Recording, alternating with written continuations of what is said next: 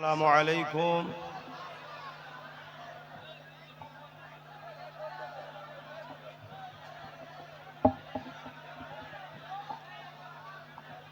একটু মুখে কথা কম বলেন, বসে যান সবাই, আপনারা বসে যান, পিছনের মানুষ দেখতে পাবে।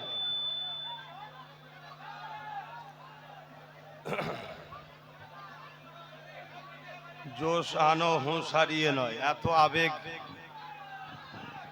জানি ভালোবাসেন আপনারা, কিন্তু আবেগে হুঁশ হারিয়ে ফেললে হবে না, তাহলে ক্ষতি হবে। কেননা সবাই নিজ নিজ দায়িত্বে,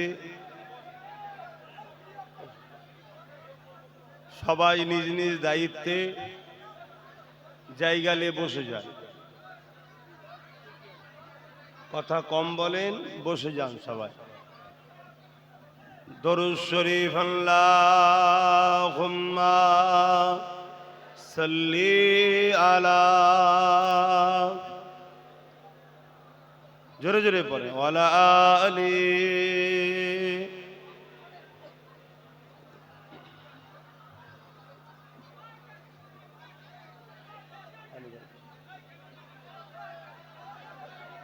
আউযু বিল্লাহি মিনাশ শাইতানির রাজীম।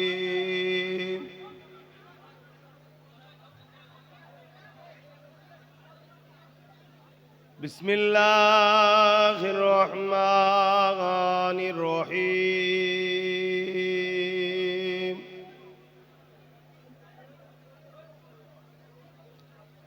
আলহামদুলিল্লাহ আলহামদুলিল্লাহ নাহমাদুহু ওয়া নাস্তাঈনুহু ওয়া নাস্তাগফিরুহু ওয়া নু'মিনু বিহি ওয়া নাতাওয়াক্কালু আলাইহি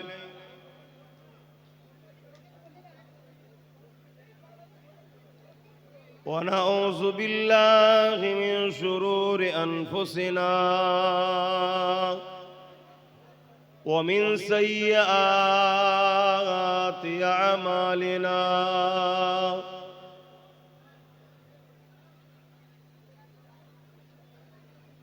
من يهدي الله فلا مضل له ومن يضلله فلا هادي له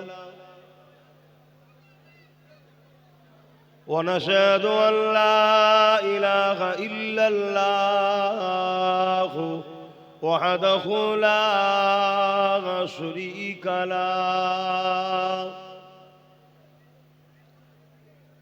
ونشهد أن سيدنا وحبيبنا ومولانا محمدا عبده ورسوله.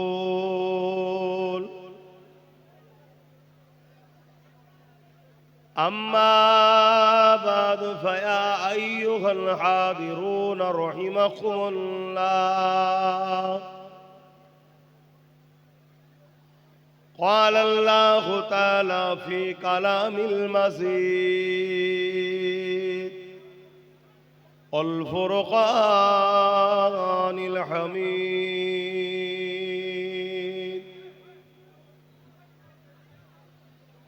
إن الله وملائكته يصلون على النبي يا أيها الذين آمنوا صلوا عليه وسلموا تسليما. اللهم صل على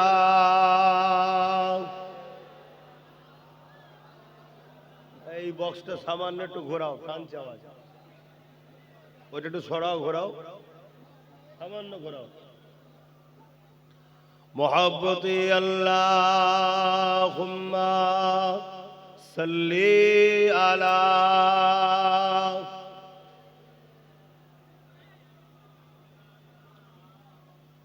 থাক, ওয়ালা আলি সাইয়্যিদিনা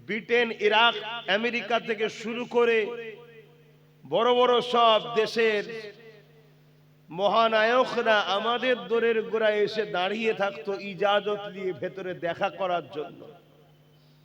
কিন্তু যেদিন থেকে আমরা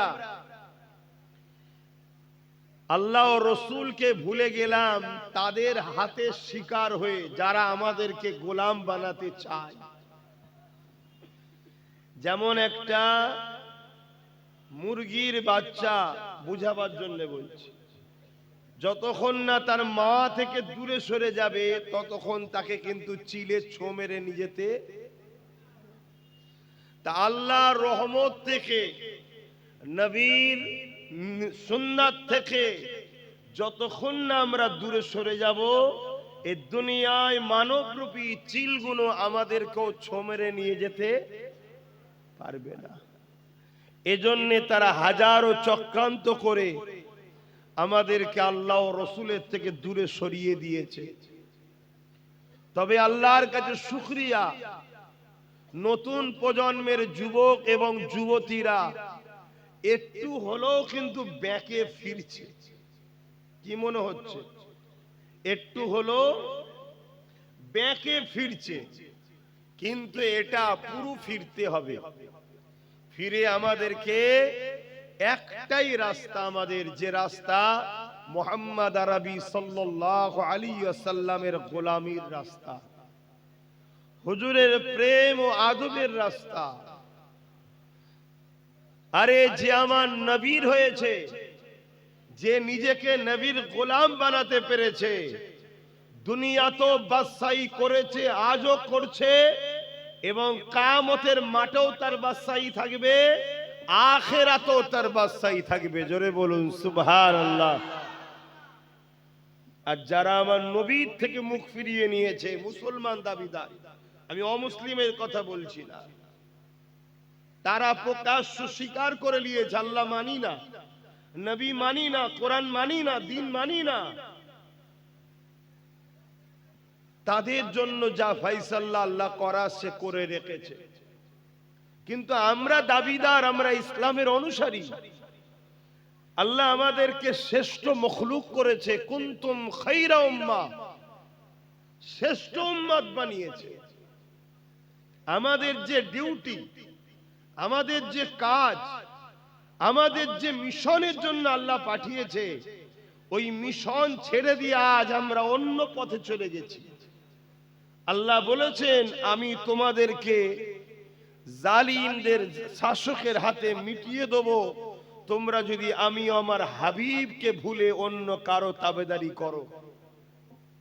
আমরা আল্লাহর পাঠানো মিশন থেকে পথভ্রষ্ট হয়ে যাচ্ছি। আর আমাদেরকে পথভ্রষ্ট করছে কারা?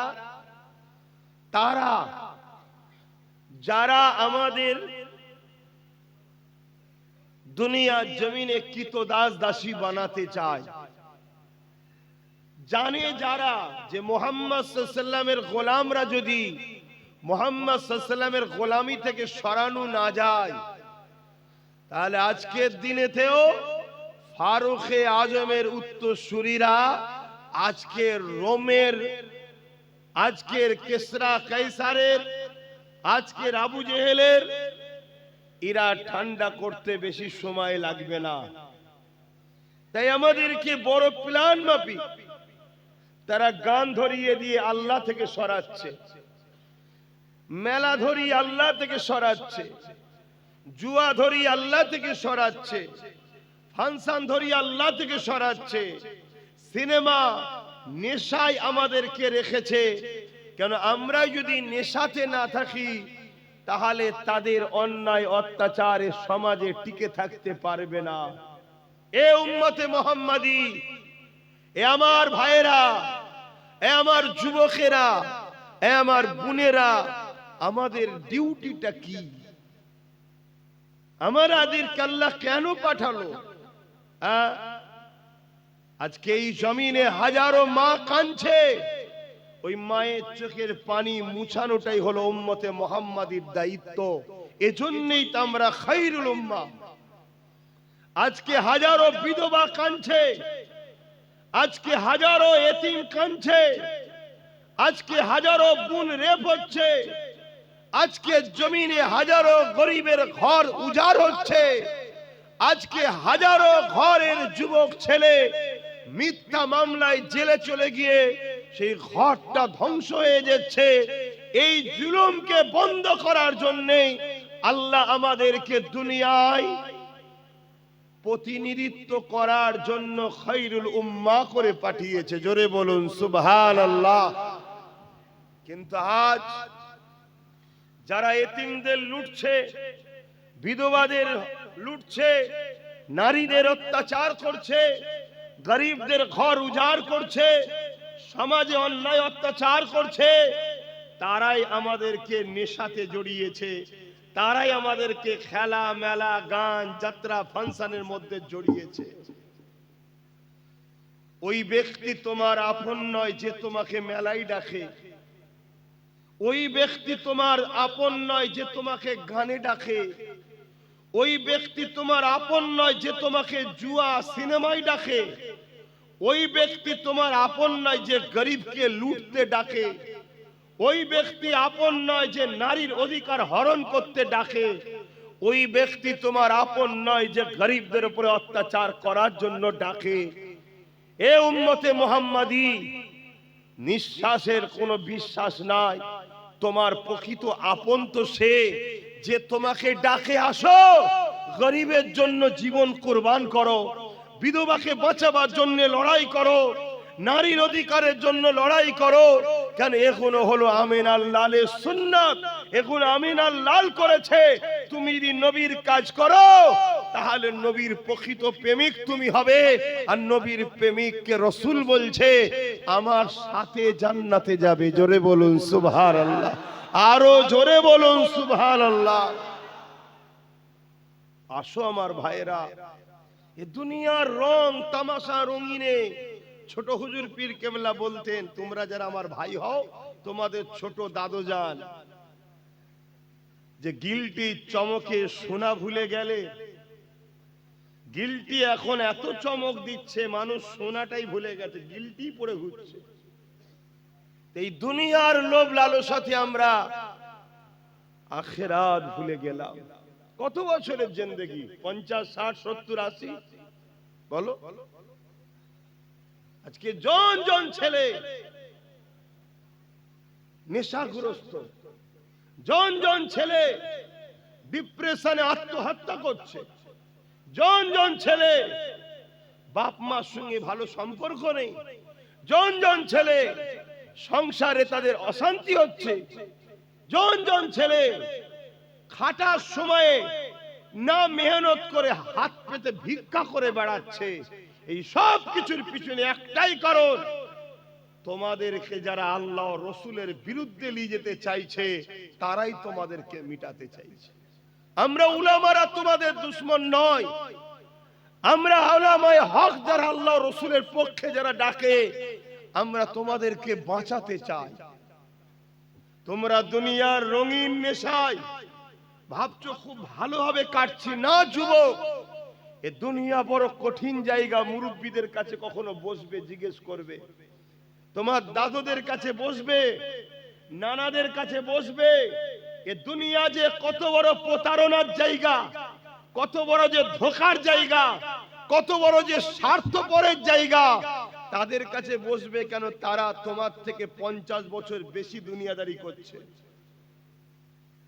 শুনছো আমার ভাইরা, একদম ধ্বংসের মুখে আমরা চলে এসেছি, একেবারে শেষ দিকে আমরা চলে এসেছি। যাদের জন্য আমরা উলঙ্গ হলাম, যাদের জন্য আমরা নবী হারালাম, যাদের জন্য আমরা আল্লাহ হারালাম, যাদের জন্য আমাদের বোনেরা পর্দা শেষ করে দিল, যাদের জন্য আমাদের সংসারে অভাব তৈরি হলো, যাদের জন্য আমরা বিমারিত হয়ে বসে আছি, যাদের জন্য আমাদের মেন্টালিটি আজ চঞ্চল হয়েছে, তারা সবাই কিন্তু আজ আমাদের কিন্তু এই দুর্দশাতে দায়ী। এবং তারা এই বিপদের সময় আমাদের কিন্তু কেউ পাশে নাই। খেয়াল করে দেখো, আজ আমার মসজিদ ধ্বংস হচ্ছে, যাদের জন্য চিল্লেছিলাম এতদিন তারা কেউ আজ আমাদের পাশে নাই। আজ আমার মাদ্রাসা চলে যাচ্ছে, যাদের জন্য ভাই ভাইকে খুন করলাম তারা কিন্তু আজকে আমাদের পাশে কেউ নাই। আজ আমরা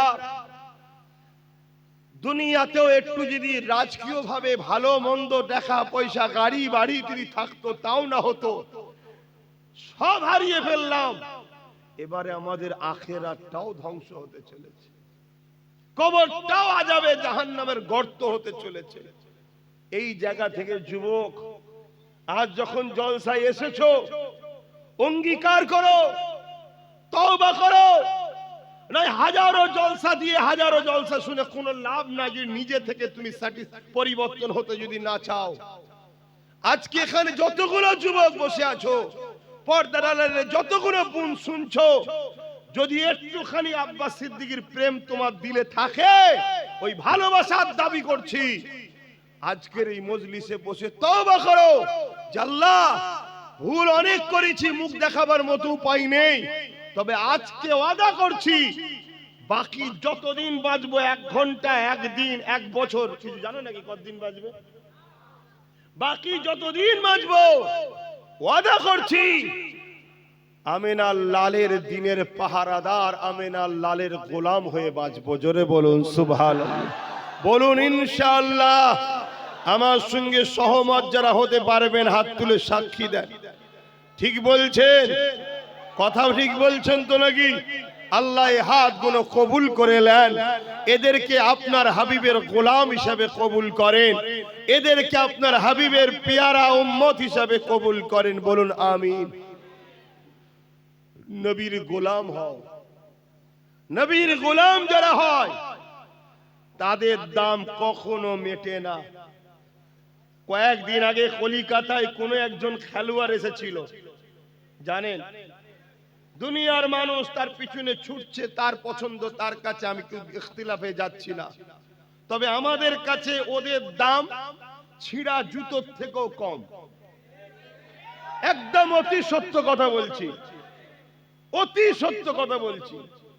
কেন? ওদের দ্বারা সমাজে নেশা বাড়ছে, ওদের দ্বারা সমাজে বিহায়াপনা বাড়ছে, ওদের দ্বারা উলঙ্গপনা, রেপ বাড়ছে, ওদের দ্বারা সমাজের কোনো গরিবের কোনো কল্যাণ হয় না, ওদের দ্বারা সমাজে কোনো সভ্যতা, জাস্টিস, ইনসানিয়াত আসে না, ইনসাফ আসে না।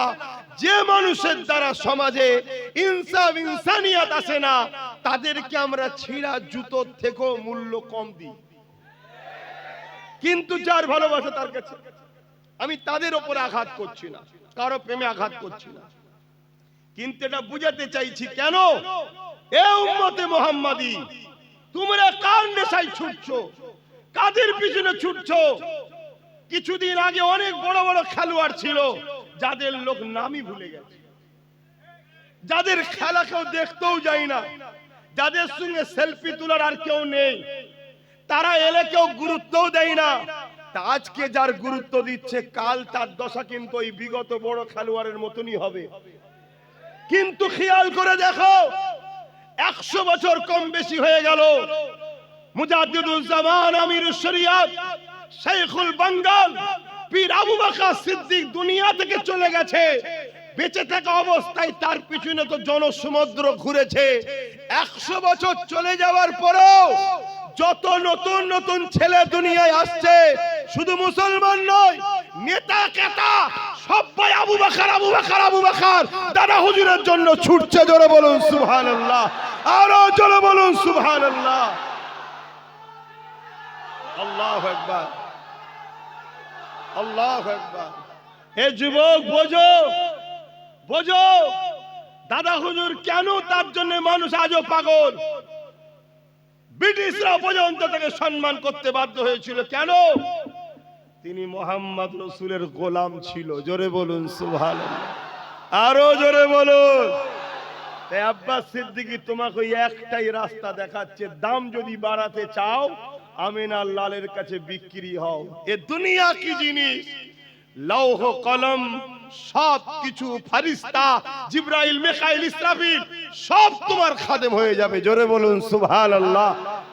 হ্যাঁ, এত বড় কথা বলে যাচ্ছি, তোমার বিপদে সবাই তারা আসবে, তোমার সাথ দেবে। কেন? তুমি তাদেরও নেতা, মুহাম্মদ সাল্লাল্লাহু আলাইহি ওয়াসাল্লামের গোলাম। তাই আমার রসুলের হও যুবক। এ দুনিয়া তোমাকে রসুল থেকে সরাতে চাইছে, আমি আব্বাস সিদ্দিকী তোমাকে রসুলের সাথে জুড়তে চাইছি। বোঝো আমার ভাইয়েরা, চলে আসো আর একটুখানি পিছিয়ে যাই।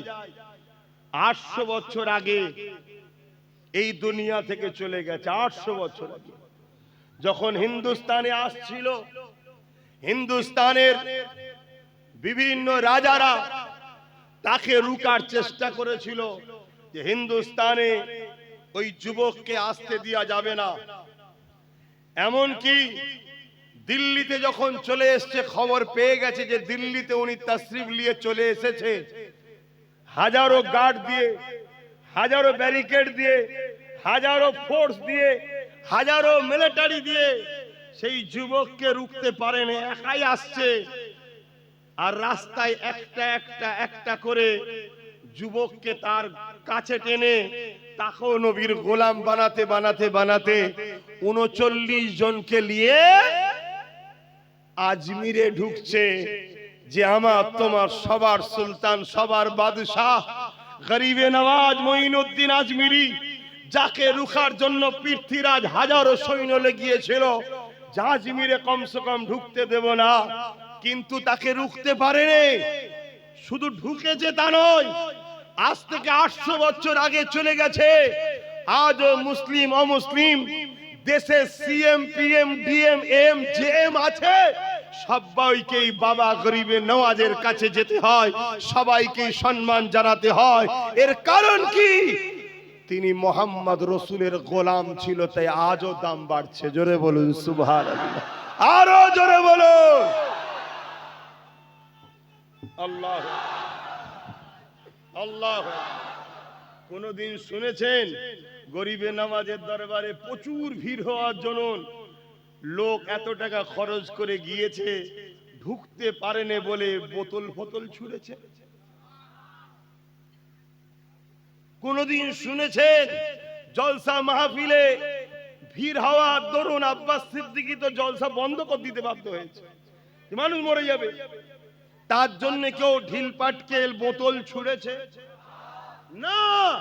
কারণ এখানে যারা আসে তারা ডিসিপ্লিন ওয়ালা আসে। এখানে যারা আসে আমিনার লালের জন্য আসে, আব্বাসের জন্য আসে না। এখানে যারা আসে আল্লাহ রসুলের জন্য আসে। যে আল্লাহ রসুলের পক্ষে যে উলামা কথা বলে, এরা জানে তার সাথে যাররা পরিমাণ বিয়াদবি করলে ঈমান চলে যাবে। কেন? গোলামের দামের অনেক বেশি। জোরে বলুন সুবহানাল্লাহ। তাই তোমাদেরকেও বলছি, গোলাম হও আমার নবী। হবে না? গোলাম হও, বাকি যতদিন বাঁচবে নবীর দিনের পাহারাদার হও। আমার নবী পাকের গোলামি যারা করেছে, যুগে যুগে তাদের দাম আল্লাহ পাক এত বাড়িয়েছে, আজও তাদের মর্যাদা পৃথিবীর জমিনে সোনালী অক্ষরে লেখা আছে। হাবশি দেশের একটা কালো যুবক, কি না আপনারা সবাই জানেন? দেখুন, শুধু বলেছি হাবশি দেশের কালো যুবক, সবাই বলছে বেলাল। কে কে বলছেন যে জানি একটু হাত তুলে দেখান। দেখুন সবাই। কবেকার ঘটনা এটা? প্রায় 1450 বছর। সে কোন দেশের প্রেসিডেন্ট ছিল নাকি? সিএম ডিএম কিছু ছিল নাকি? বিরাট বড় ইন্টারন্যাশনাল খেলোয়াড় ছিল নাকি? কিচ্ছু ছিল না, শুধু মোহাম্মদ রসুলের গোলাম ছিল, ব্যাস। 1450 বছর আগে সৌদির বুকে যাও, আজও সৌদি হুকুমতকে আফ্রিকান মানুষদের ঘরে আলাদা মর্যাদা দিতে হয়। কেন? এরা বেলালের উত্তরসূরি, বেলালের বংশের লোক, তাই তাদেরকে আলাদা সম্মান দিতে হয়। জোরে বলুন সুবহানাল্লাহ। ভাবতে পারছেন? শুনছো তো আমার কথা? বুঝছো তো ভাই? তুমি যদি নিজের সম্মান বাড়াতে চাও, মূল্য বাড়াতে চাও, দাম যদি বাড়াতে চাও, একটাই জায়গা, রসুলের গোলাম হও। নাই আমার দেশে কত প্রধানমন্ত্রী ছিল, তাদের কোনো দাম নাম গন্ধ চর্চা কিছু আছে? এই জোরে বলো। অথচ হাফসি দেশের বেলালের চর্চা কোটি কোটি জায়গায় হচ্ছে ডেলি, ঠিক না বেটি? অথচ তিনি কোনো প্রেসিডেন্টও ছিল না, তিনি কোনো বড় খেলোয়াড়ও ছিল না, তিনি কোনো বড় গায়কও ছিল না, তিনি ছিলেন একটাই পরিচয়, গোলাম হয়ে মক্কার বাজারে বিক্রি হয়েছে আর তার উপরে অনেক জুলুম হচ্ছিল। একদিন সিদ্দিক আকবর খরিদ করে নিয়ে রসুলের দরবারে নিয়ে এলেন, আজাদ করে দিলেন। সে রসুলের কদমে নিজের জীবন কাটালো হুজুরের গোলামিতে। আল্লাহ তার সম্মান এত দিয়েছে, আল্লাহ নবী বলছেন আমি যখন মেরাজে গিয়েছিলাম বেলালের পায়ের আওয়াজ জান্নাতে শুনেছিলাম। জোরে বলুন সুবহানাল্লাহ। এ বেলাল, আল্লাহু আকবার, এ বেলাল কি করেছো? হুজুর আপনার গোলামি করেছি। আল্লাহ নবী খুশি হয়ে বললেন বেলাল তোমার জন্য একটা খবর আছে। কি খবর? ভাববেন যে লোকটা, যে ব্যক্তিটা গরিব হওয়ার দরুন এ বাজারে ও বাজারে সে বাজারে এরম বিক্রি হতো, তখন মানুষ কিনা বেচা হতো, আমার নবী খরিদ করলো। আরে আবু বকরের যা সবটাই রাসূলুল্লাহ, আমরা তো সেই ঈমান রাখতে পারিনি, তিনাদের ছিল। নবীর গোলাম হওয়ার জন্য তার সম্মান কোথায় এবার শুনো, অবাক হয়ে যাবে। তোমরা তো আল্লাহ করে কোনো বাজারে বিক্রি হওয়া ছেলে নয়, তোমাদের বাপ দাদা সব ইসলামের।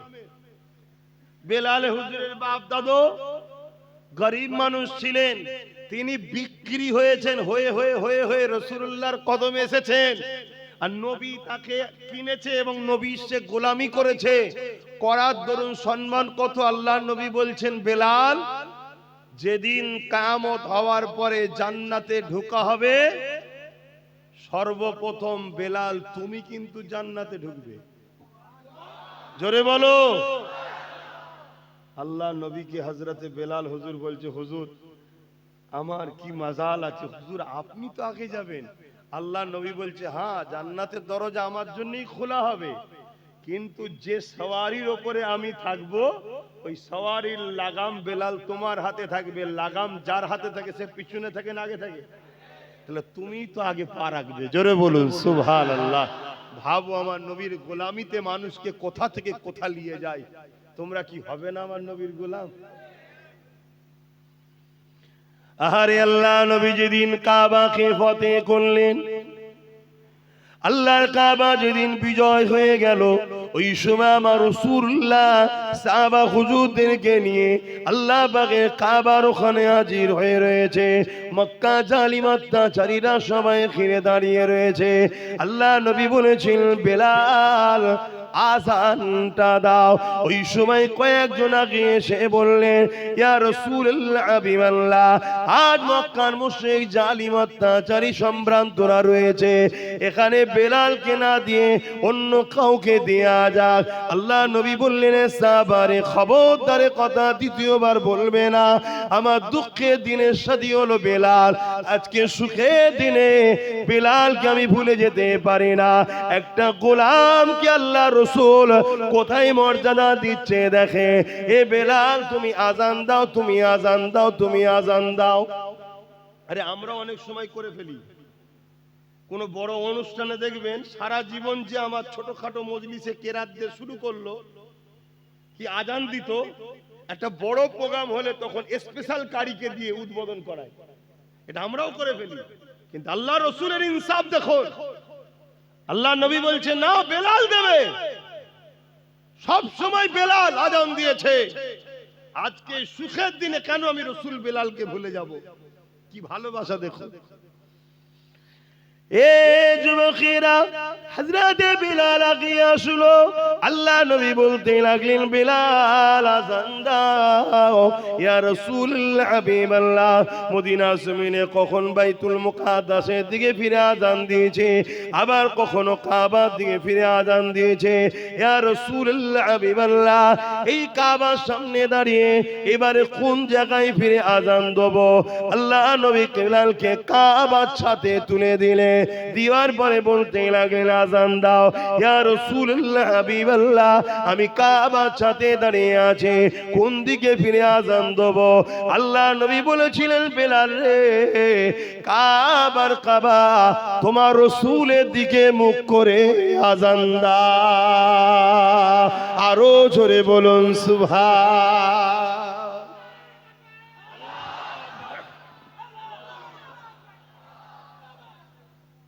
হাজার হাজার সব মক্কার ভিআইপিরা দাঁড়িয়ে দাঁড়িয়ে দেখছে দেখে সব আলোচনা করছে যে মুহাম্মদ সাল্লাল্লাহু আলাইহি ওয়াসাল্লাম দেখ একটা হাফসি দেশের কালো গোলামকে দিয়ে কাবার মাথায় তুলে আজান দিচ্ছে আল্লাহর ঘরের মাথায় উঠে পড়েছে বেলাল হুজুর কিসের বাদাউলতে মুহাম্মদ সাল্লাল্লাহু আলাইহি ওয়াসাল্লামের গোলামির পাওয়ারে জোরে বলুন সুবহানাল্লাহ এ যুবক তোমরা আমার নবীর গোলাম হয়ে যাও আল্লাহ তোমাকে কোথা থেকে কোথা নিয়ে যাবে তুমি ভাবতে পারবে না এমন কোন রাত যেন তোমার না যায় নবীর উপরে দরুদ পড়ে তুমি ঘুমাচ্ছ না মনে থাকবে তো যখনই একা হবে তুমি মিস করো স্মরণ করো তোমার নবীর কথা যাহারে সারা জীবন নবী আমার আমাদের জন্য কেঁদেছে আজও নবী আমার রওজা মোবারকে আমার আপনার জন্য কাঁদতেছে এইভাবে তুমি স্মরণ করো আল্লাহ নবী আমাদেরকে কত পিয়ার করেছে আল্লাহ নবী আমাদেরকে কত ভালোবেসেছে সারা জীবন নবী আমাদের জন্য কেঁদেছে হে যুবকেরা তরুণেরা বাপেরা আজও নবী আমাদের জন্য কাঁদতেছে আল্লাহ নবী ইনসাফের জন্য কত কষ্ট করেছে আল্লাহ নবী ইনসানিয়াতের জন্য কত কষ্ট করেছে আল্লাহ নবী নাইকে প্রতিষ্ঠিত করার জন্য কতটা কষ্ট করেছে এইগুলোকে তুমি স্মরণ করো সেই নবীর উম্মত হয়ে আমি গান শুনতে যাব না সেই নবীর উম্মত হয়ে আমি ফাংশনে যাব না সেই নবীর উম্মত হয়ে আমি পরের হক মারব না সেই নবীর উম্মত হয়ে আমি শরাব পান করব না সেই নবীর উম্মত হয়ে নবী যেটা নারাজ করে ওই কাজ আমি করব না আমার নবীর দুশমন যারা তাদের সঙ্গে আমরা দলও করব না এইভাবে নিজেকে নিজে বুঝাও নিজেকে নিজে পরিবর্তন করো যে আমার উচিত নবী দ্বীনের প্রতিষ্ঠার মসজিদ মাদ্রাসা কবরস্থান ঈদগাহ ওয়াকফকে বাঁচানো তা না করে যে মিটাতে চাইছে তাদের সঙ্গে সাথ দিতে পারবো না এইভাবে নিজেকে নিজে বোঝাও শুধু পরিবর্তন হবে তা নয় এই যুবকেরা তরুণেরা আল্লাহ পাক তোমাকে একটা রুহানি ক্ষমতা দেবে ঈমানি ক্ষমতা দেবে আজকে যে তোমার উপরে জুলুম করছে মনে রেখে দিও কাল তোমাকে সে দেখে ভয় খেয়ে অন্য দিক দিয়ে ঘুরে ঘুরে যেতে থাকবে কত সমালোচনা হয় না আমাকে নিয়ে কি হয় না হয় না অনেক জায়গায় বললে গ্রামে ঢুকতে দেবো না অনেক জায়গায় বলে কল্লা কেটে নেবো অনেক জায়গায় বলে হাত কেটে দেবো কোনোদিন শুনেছেন আমি আসার পরে কোনো মায়ের বেটা সামনে এসে আমার সঙ্গে ঝগড়া করে এটা আমার কোনো কৃতিত্ব নয় সব ওইখান থেকে চলছে মদিনা থেকে শুনছেন কি বলছি এটা তোমাকে বোঝাবার জন্য বললাম আল্লাহ মাফ করুক যাতে তোমরা দেখে বোঝো জাগো যুবকরা নবীর হও নবীর হও আল্লাহ তোমাদেরকে শ্রেষ্ঠ উম্মত করলো শ্রেষ্ঠ জাতি করে পাঠালো উম্মতে মুহাম্মাদির ঘরে পাঠালো কত নিয়ামত আল্লাহ ঘরে পাঠিয়েছে মদ খাবার জন্য হারাম খাবার জন্য সুদ খাবার জন্য এতিম গরিবের মাল ছেড়ে খাবার জন্য পাঠিয়েছে আল্লাহ তোমাকে আমাকে আল্লাহ শ্রেষ্ঠ উম্মত করলো দুনিয়ার বেঈমান চোর ডাকাত খুনি নেতাদের ঝান্ডা ধরে ঘোরার জন্য এগুলো বোঝো যুবক উজন উড়াতে এসে তোমার জুতো ঘোরাবার উপযুক্ত নয় তোমাকে আল্লাহ যে নিয়ামত করেছে যে ঘরে পাঠিয়েছে ওই চোর জালিম বদমাই নেতাগুলো তোমার জুতোটাকে পরিয়ে দিবার উপযুক্ত তারা নয় আজকে তুমি তাদের কাছে হাতের পুতুল হয়ে গোলাম হয়ে গেলে একটাই কারণে তুমি রাসূল ছেড়ে দিয়েছো তোমার নবী কি চায় আর তুমি করছো কি বোঝো ভাবো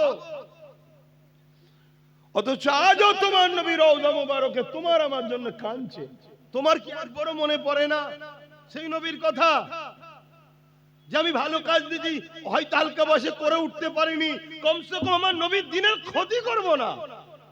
কিন্তু আজ আমরা ক্ষতিকারক হয়ে গেলাম। তো আমাদের জন্যই তো জালিমরা ক্ষমতায় আসে, আর আমাদের জন্যই তো জালিমরা আজকে ইসলামকে ক্ষমতার জন্য মিটাবার চেষ্টা করছে। কথা কি ভুল বলছি? অথচ সারা জীবন নবী আমার তোমার আমার জন্য কেঁদেছে। আজ রওজা মুবারকে রাসূলুল্লাহ কাঁদতেছে। এ যুবক শুনে রেখে দাও, যেদিন আল্লাহ পাক কিয়ামত ঘোষণা করে দেবে, হযরত জিবরাইল আলাইহিস সালামকে আল্লাহ পাঠাবে। এ জিবরাইল দুনিয়া জমিনে গিয়ে আমার হাবিবকে যে উঠিয়ে নিয়ে আসো। হযরত জিবরাইল আলাইহিস সালাম দুনিয়া জমিনে চলে আসবে, তাম পৃথিবী থেকে তন্ন তন্ন করে খুঁজবে, কারণ এই জমিনের উপরে গাছপালা থাকবে না, এই জমিনের উপরে ঘরবাড়ি থাকবে না, কারণ কুল্লু মান আলাইহা ফান, আল্লাহ পাক সব ফানা করে দেবে। এই আমার রাসূলুল্লাহ কোন জায়গায় রয়েছে? হযরত জিবরাইল আলাইহিস সালাম খুঁজে পাবে না, আল্লাহ পাককে জমিন থেকে আওয়াজ দিতে লাগবে, ও রব্বি আল্লাহ পাক, আপনার হাবিব কোথায় রয়েছে? আমি জিবরাইল খুঁজে পাচ্ছি না। আল্লাহ পাক বলতে লাগবে, জিবরাইল রে, দুনিয়ার জমিনে কান লাগিয়ে লাগিয়ে শোনো, যে জায়গা থেকে দেখবে কান্নার আওয়াজ আসছে, ওই জায়গাতে আমার হাবিব তিনার গুনাহগার উম্মত উম্মতিদের নাজাতের জন্য কাঁদতেছে। আরো জোরে বলুন সুবহান। একবারও কি তোমার চোখ দিয়ে সেই নবীর জন্য পানি পড়েছে? একবারও কি তোমার দিল বলেছে যুবক যে আমার নবী এই ইসলামের জন্য মার খেয়েছে, আমার নবী এই মসজিদ মাদ্রাসার জন্য মার খেয়েছে, আজকে সেই মসজিদ মাদ্রাসা মিটাবার আসামি আমরা? আমরা এই যে সরকারকে জিতালাম, সে সরকার আজকে মসজিদ মাদ্রাসার সঙ্গে গাদ্দারি করলো না? করলো না?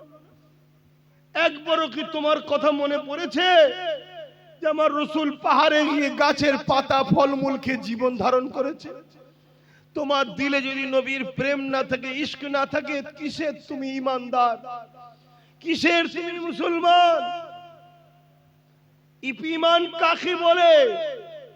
ঈমান হলো নবীর প্রেম ও মোহাব্বত, আদবের নাম। জোরে বলুন সুবহানাল্লাহ। এই যে গাছ দেখছো, এই গাছের ডাল, পাতা, ফল, মূল, এগুলো হলো আমল, নামাজ, রোজা, দাড়ি, টুপি, হজ, যাকাত। আর এই গাছের মাটির তলায় যেটা আছে মূল, ওটা হলো ঈমান। বুঝাবার জন্য বলছি, যেমন মাটির তলায় আছে, আমাদেরও ভেতরে গোপনে থাকে। আর নামাজ, রোজা, দাড়ি, টুপিটা হলো এই ডালপালা গুলো। ডালপালা একেবারে শেষ হয়ে যাবে যদি মূলটা শেষ হয়ে যায়। আর এখন ডালপালা কম, যদি মূল ঠিক থাকে, কালকে আবার নামাজি, হাজি, রোজা সব হয়ে আল্লাহ কারে জান্নাতে যাবে। কিন্তু আমরা মূলটাকেই তো মেরে ফেলছি। নবীর প্রেম কই? হ্যাঁ, অথচ আল্লাহ নবীর এমন দিন গেছে, নবী আমার পেটে পাথর পর্যন্ত বেঁধে নিয়েছে। একদিন নয়, দুদিন নয়, তিনটে পাথর বেঁধেছে। অথচ জিনাকে আল্লাহ পাক কুল কায়নাতের মালিক করেছে। দুনিয়া আজ তুমি আমি যা খাই, এ যুবকেরা মন দিয়ে শোনো গো, দুনিয়ার কাছে আমি চ্যালেঞ্জ দিচ্ছি, চ্যালেঞ্জে আসো। দুনিয়াকে আমি চ্যালেঞ্জ দিচ্ছি, চ্যালেঞ্জে আসো। তাম পৃথিবীতে যে যা রেজেক পায়, এই রেজেক বন্টন মদিনাওয়ালা মদিনা থেকে হয়। অবশ্যই রিজিকের মালিক হলেন আল্লাহ, কিন্তু আল্লাহ পাক আমার রাসূলকে বন্টনকারী করেছে। আল্লাহ পাক সেখানে পাঠায়, সেখান থেকে কায়নাতে বন্টন হয়। তাহলে বলো তো দেখি, সেই নবী পাক 3 দিন পেটে পাথরে বেঁধে কাটিয়েছে। নবী পাকের দরবারে একজন গরীব এসেছে, ইয়া রাসূলুল্লাহ, হাবিবাল্লাহ, আমার 2 দিন খাওয়া হয়নি। আল্লাহ নবী 3 দিন খাওয়া হয়নি। সে বলছে 2 দিন খাওয়া হয়নি। আল্লাহ নবী তাকে বলেন আমার 3 দিন খাওয়া হয়নি। নবী তাকে সাথে করে নিয়ে নিজের কলিজার টুকরি বেটি ফাতেমার ঘরে গেছে। ফাতেমাকে গিয়ে সালাম দিয়ে বলতে লেগেছে, এ ফাতেমা রে, তোমার ঘরে কি কিছু খাবার আছে? একজন গরিব এসেছে, যা দুদিন খাওয়া হয়নি, তোমার কি ঘরে কিছু রয়েছে? হযরতে ফাতেমা বলতে লাগলে, ইয়া রাসূলুল্লাহ, হাবিবাল্লাহ, আব্বা জান আপনি বসেন, আমি খাবারের ব্যবস্থা করে দিচ্ছি। আল্লাহ নবী বসলেন। ওই গরিব মানুষটা যে দুদিন খায়নি সো বসে রইল। হযরতে ফাতেমা ঘরের ভেতরে গেলে, ও নামাজের মুসাল্লা নিলে, উযু করলেন, নামাজের মুসাল্লা নিলে, ওই নামাজ পড়তে শুরু করলে। আরে নবী পাক খাবারের কথা বলেছে, ফাতেমা নামাজ পড়তে লেগেছে। ওই নামাজেতে খাতুনে জান্নাত হাত তুলে বলতে লেগেছে, ও রব্বি আল্লাহ পাক, আমি ফাতেমাকে 3 দিন আপনি খাওয়াননি, আমি ফাতেমাও খুশি নয়, আপনার উপরে রাজি রয়েছি। আমি ফাতেমার স্বামী আলী 3 দিন খাইনি, আমার আলী আপনার উপরেও খুশি নয়, রাজি। আমার হাসান হোসেন 3 দিন খাইনি, আমি হাসান হোসেনও রাজি আপনার উপরে। তবে আল্লাহ পাক আমার দরবারে এমন একজন মেহমান নিয়ে এসেছে, তিনি যদি জানতে পেরে যায় ফাতেমা 3 দিন খাইনি, মনে দুঃখ নিয়ে ঘরে ফিরে যাবে।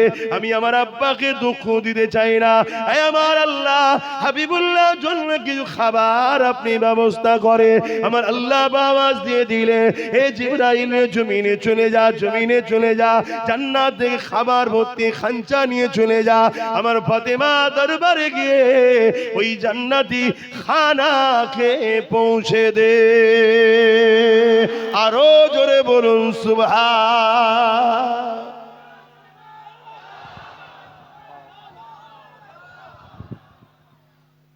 আমাদের কারো বাড়ি আছে যে একদিন খাওয়া হয়নি? একটা কেউ হাত তুলে বলুন যে একদিন খাওয়া হয়নি।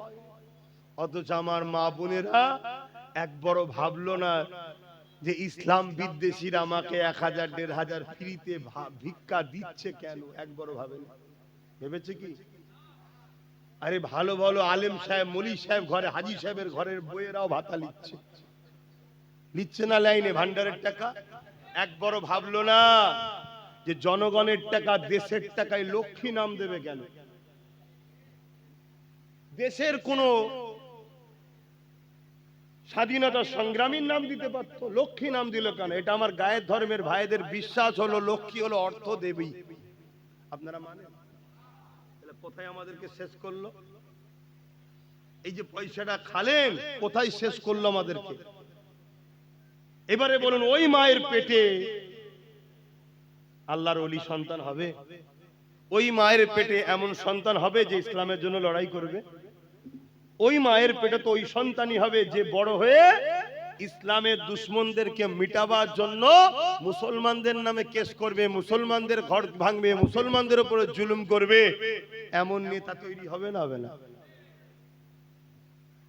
এই কথা কোনো বলছি, কষ্ট নিচ্ছেন?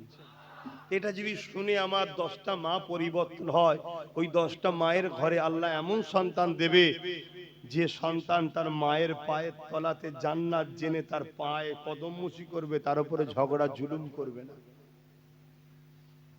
কথা কিছু বুঝতে পারছেন? আজান হচ্ছে আপনাদের মহল্লায়? আপনাদের মহল্লায় হলে বলবে। শুরু হয়েছে, আচ্ছা আজানটা হয়ে যায়। আপনাদের যদি ধৈর্য থাকে বসুন, আর না এই সুযোগে চলে যান। কারণ অনেকে দেখি আজান দিলেই পালায়।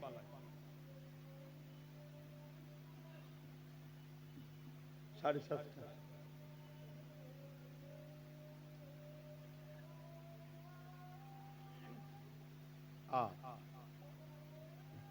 এই আজান আগামী দিন আর শুনতে পাওয়া যাবে কি সন্দেহ আছে? সেই দিন এসে গেছে। কি করলাম আমরা? কি ভুল করলাম?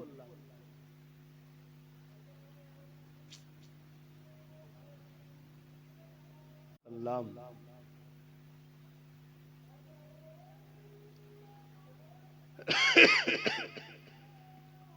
সাল্লাল্লাহু আলাইহি ওয়াসাল্লাম।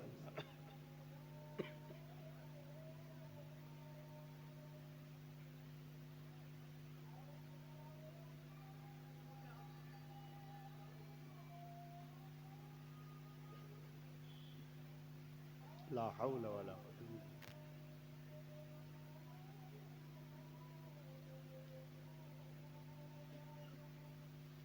لا حول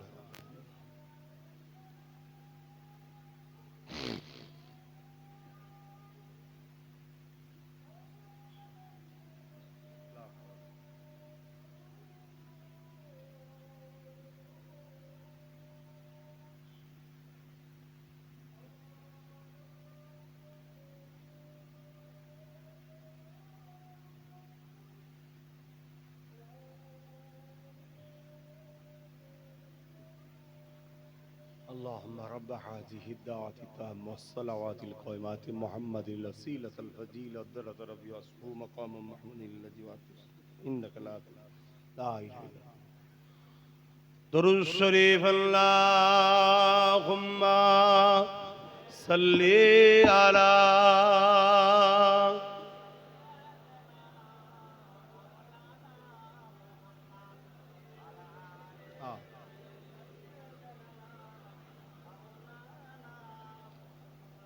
যাদের হৃদয়ে আছে আল্লাহর ভয়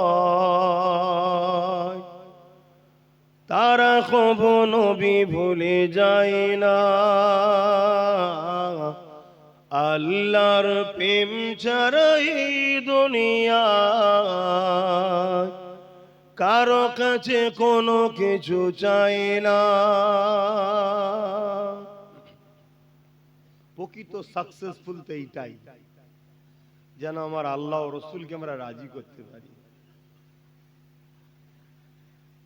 যাদের হৃদয়ে আছে আল্লাহর ভয় তারা কখনো নবী ভুলে যায় না আল্লাহর প্রেম ছাড়া এই দুনিয়ায় কারো কাছে কোনো কিছু চাই না। রাতের আধারে যারা সিজদাতে রয় দু চোখের স্রোতে নদী যেন বয়। কখনো উঠেছো যুবক? রাত্রে ঘুম ভাঙে? রাত্রে ঘুম ভেঙে যায় না? ফাঁকে যেতে হয়, ঘুম ভেঙে যায় তো। কখনো রাত্রে ঘুম ভাঙলে একদিন ট্রাই করে দেখবে, উজু করে আর একা একা আল্লাহকে সেজদায় পড়ে থাকবে, কিছুক্ষণ পড়ে থাকবে, একটা আলাদা মজা পাবে। চোখ দিয়ে অঝরে পানি বেরিয়ে যাবে, তুমি রুখতেই পারবে না, তুমি বুঝতেই পারবে না তোমার হাজারো ব্যথা কোথায় গেল। তোমার রবের সেজদায় চোখের পানি ফেলা, কিয়ামতের দিন জাহান্নামের আযাব থেকে বাঁচার, ওই যে জাহান্নাম তেড়ে তেড়ে যে আসবে, গতকাল কি তো আজ করেছিলাম, শুনেছেন তো, অনেকে লাইভও শুনেছে।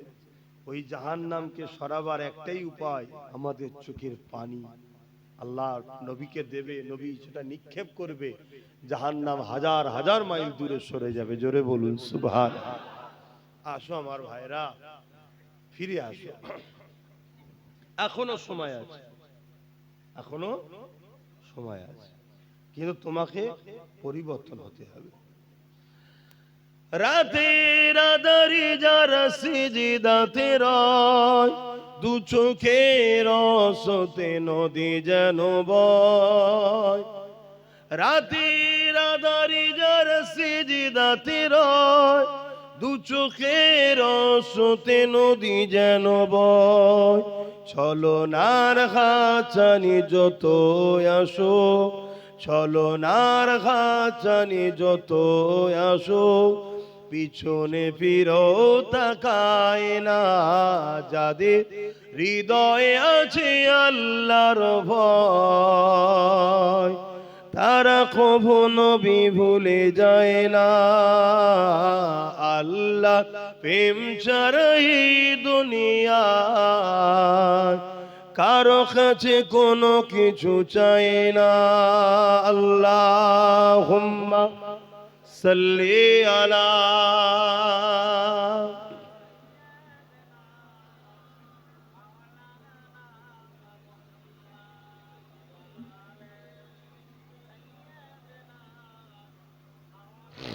এই ভাই, তুমি ওখানে কি করছো? কিছুদিন আগে দেখলে তো এক প্যাটিসালাকে মেরেছে। আমরা মারার ধর্মের লোক নয়, মারতে বলবো না, জানি তুমি গরিব মানুষ, কাজ নেই, খেটে খাচ্ছ, কিন্তু আমার মাইন্ডটা তোমার দিকে চলে যাচ্ছে। তুমি পিছন দিকে যাও ভাই, পেটের জ্বালা এসেছো জানি, কিন্তু পিছনে কারবার করো, শুনছেন তো? হ্যাঁ, কেন আমার মাইন্ডটা ওই দিকে চলে যাচ্ছে। আর এটাও একটা আদবের খেলাফ হবে। আমি কিছু কথা বলবো, কেউ ওর দিকে ব্যস্ত থাকবে, কথাটা না শুনে ইসলামের গুনাহগার হবে। কিন্তু গরিব মানুষ, আমার ওর পেটের তো লাথি মারলে হবে না, কোথা পাবে? তবুও তো চুরি না করে নেতাদের মতো চোর না হয়ে ও কমসম বাদাম বিক্রি করে খাচ্ছে। এই জায়গায় যাক ভালো, সে যেই হোক, যে ধর্মের হোক, আমার দেখার দরকার নেই। কমসম নেতাদের মতো চোর তো নয়, এতিম গরিব বিধবা অসহায় দেশের মাল হারামখোরগুলো যেভাবে খাচ্ছে সে কাজ তো করেনি। কিন্তু আমি অনুরোধ করব ভাই, আপনি একটু সাইডে সাইডে করেন, তাহলে আমার মাইন্ডটাও ঠিক থাকবে। তো যাই হোক ভাইয়েরা আমার, কি কথা বলছিলাম বলবেন তো? হ্যাঁ, আমাদের অনেকবার অনেক জায়গায় আমাদের ছেলেদের ব্যবসা করতে যাওয়ার জন্য মেরে দিয়েছে। তোমাদের এই দত্তপুকুরে মনে আছে কোন এক মেলাতে ক্লাবের মধ্যে ঢুকে গলায় দড়ি দিয়ে মেরে দিয়েছে? তোমরা হয়তো অনেকে ভুলে গেছিলে, আজকে বললাম বলে মনে পড়লো। ঠিক করে বলো, স্মরণ ছিল কি? কিন্তু আমি ভুলিনি, আমি ভুলিনি। আর এই সব কিছুর জন্য দোষী আমার কম, অন্য কাউকে আমি দোষ দেবো না, অন্য কাউকে দোষ দেবো না। চোরের কাজ চুরি করবে, ডাকাতের কাজ ডাকাতি করবে, বাড়িওয়ালা যদি দোষ না করে চোর ডাকাত চুরি করতে পারে না। আমরা দোষ করেছি, ঘরের দরজা খুলে শুয়েছি, আর ঘরে মাল আছে, কানে কানে সবাইকে শুনিয়েছি। ওই পুকুরে যে বলেছে বুবু জানিস তোর ভাবি, তোর দাদা আজকে আমাকে 5 ভরির একটা হাড় দিয়েছে, ওইটা চলে গেল একদম পুরো দ্রুত খবর। তাহলে চোর তো আসবেই, কি? তাহলে দোষ আমরা করছি। ঠিক তেমনই রাজনীতির ক্ষেত্রেও দোষ আমরা করেছি, তাই আজকে আমরা চারিদিকে খুন হচ্ছি, মার খাচ্ছি। আমি ছোট্ট একটা কথা বলে আবার ওইদিকে চলে যাচ্ছি। এমন একটা প্ল্যান তৈরি করা হচ্ছে, সাপ দেখলে আমরা কি করি? জোরে বলো, কেন মারে? কেন মারে? আমরা তো হাঁস মুরগি দেখলে তো মারি না, সাপ দেখলেই মারি কেন? তাহলে ছোটবেলা থেকে আমাদের মেন্টালিটিতে ছোটবেলা থেকে ট্রেনিং দেওয়া হচ্ছে, বাপ মা প্রতিবেশী সবাই, কি সাপ বিষাক্ত জিনিস, ক্ষতিকারক জিনিস, মেরে ফেলতে হয়। আর মুরগি হাঁস মারার জিনিস নয়, ছোটবেলাতে ট্রেনিং। তোমরা জানো কি জানো না, তোমাদের পিছনে হাজারো স্কুলে হাজারো জায়গায় একটা সমাজ ট্রেনিং দিচ্ছে, মুসলমান হলো সাপের থেকেও বিষাক্ত। যেমন সাপ দেখলে মেরে ফেলতে হয়, ছোট্ট ছোট্ট বাচ্চাদেরকে এখন থেকে ট্রেনিং দেওয়া হয়েছে। তারা আজকে অনেক বড় হয়ে গেছে, এখনো ট্রেনিং চলছে, মুসলমান দেখলে মেরে দাও। তোমাদের তো হুঁশ নাই ভাই, তোমাদের তো খেয়ালই নাই। সমাজে ট্রেনিং দেওয়া হচ্ছে, মুসলিম মেয়েদেরকে রেপ করলে পাপ হয় না, পুণ্য হয়। মুসলিম মেয়েদেরকে তুলে নিয়ে আসো, চাকরি দেওয়া হবে। গল্প বলছি না, আমাকে সব ভিডিও আছে। কিন্তু তোমাদের তো হুঁশ নাই, তোমাদের একটাই খেয়াল, আমার চোর নেতা আর 5 বছর কি করে থাকবে, এর জন্য নিজের কমকে খুন করতে হয় কর, ঘর ভাঙতে হয় ভাঙ, যা করতে হয় কর, তাতে আমি জাহান্নামে যাই তাও ভালো, আমার নেতা যেন 5 বছর বেঁচে থাকে। এই করে 79 বছর আমার কম করছে না, করে না বল? 79 বছর ধরে এই কাজেই লেগে আছে আমার কম, কখনো একে কখনো ওকে কখনো একে, এই করে বেড়াচ্ছে। একবারও ভাবলো না কমসে কম আমার বাচ্চার কি হবে, আমার নতুন প্রজন্মের কি হবে। আরে আমি ইসলামে যদি উপকার করতে নাও পারি, আমার ইসলামের ক্ষতি যেন না হয়ে যায়, এটাও তো ভাবা দায়িত্ব আছে না? কিন্তু আজ একটু হলেও যুবকরা জাগেছে, তাই তো নাকি?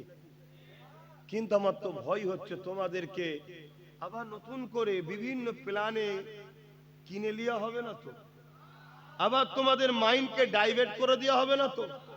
কেন এখন এআই এর সময়, ভিডিও এডিট করার সময়, গলার ভয়েস চেঞ্জ করার সময় আব্বাস সিদ্দিকীকে নিয়ে নানা রকম চক্রান্ত করা চলছে না, চলে না?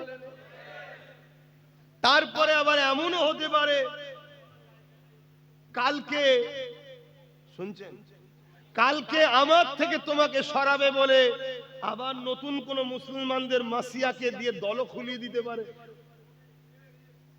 যে 10 জন আছে 5 জন 5 জন করে দে, সেও মরবে আমিও মরবো, 10 জন এক জায়গায় হলে বেঁচে যেতাম। এর মতো প্ল্যান পরিকল্পনা হতে পারে না, পারে না? এই সব কিছু চিন্তা করে আমি ঘুরে বেড়াই, এই সব চিন্তা করি ঘর দিন রাত ধরে। আমি একটা বাহ্যিক দেখছেন সুস্থ, কিন্তু মেন্টালি খুব চাপে আছি, শুধু তোমাদের চেষ্টা, বাঁচাবার চেষ্টায়। কখনো কখনো ভাবি আমার মতো পাগল কে আছে? নিজের বাচ্চা নিজের পরিবারের কথা ভাবি না, নিজের বাচ্চার সঙ্গে পরিবারের সঙ্গে সময় দেওয়ার সময় পাই না, এদেরকে বাঁচাবার জন্য ভাবি।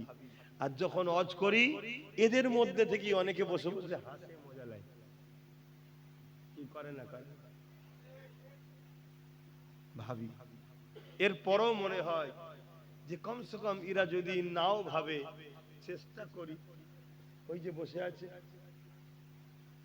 ওই যে তোর ছেলে, তাই তো, ওইগুলোর জন্য যদি কিছু করে যেতে পারি, এখন থেকে চেষ্টা করছি।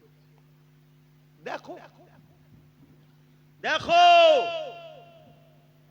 ফাইসাল্লাহ আল্লাহর হাতে, আমার তো কাজ চেষ্টা করা, তুমিও চেষ্টা করো।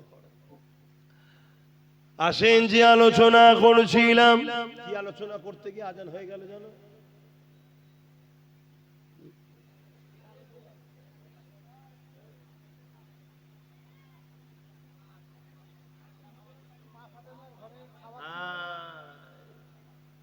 তাহলে বলো কতজন কত দিকে চলে গেলে। হ্যাঁ, হযরত আম্মা জান খাতুনে জান্নাত ফাতেমা আয-জাহরা রাদিয়াল্লাহু তাআলা আনহা, তিনি সিজদায় পড়ে যে খাবার চাইলেন আল্লাহর কাছে, আল্লাহ পাক জিবরাইলকে দিয়ে খান যাবতীয় খাবার পাঠিয়ে দিল। এখানে প্রশ্ন হলো এই জায়গায়, আরে দোলজানে সুলতান নবী মুহাম্মদ রাসূলুল্লাহ, তিনিও 3 দিন খান নে, পেটে 3টে পাথর বেঁধে রেখেছে, উম্মত উম্মত উম্মত উম্মত করে কেঁদে কাটাচ্ছে, উম্মতের নাজাতের জন্য কাঁদতেছে। এ যুবকেরা, রাসূলুল্লাহ কলিজা টুকরি খাতুনে জান্নাত ফাতেমা আয-জাহরা রাদিয়াল্লাহু তাআলা আনহা, তিনিও 3 দিন খায়নি, মাওলা আলী শেরে খোদাও 3 দিন খায়নি, ইমামে হাসান হুসাইন তিনারা তখন ছোট ছোট ছিলেন, তিনারাও 3 দিন খায়নি।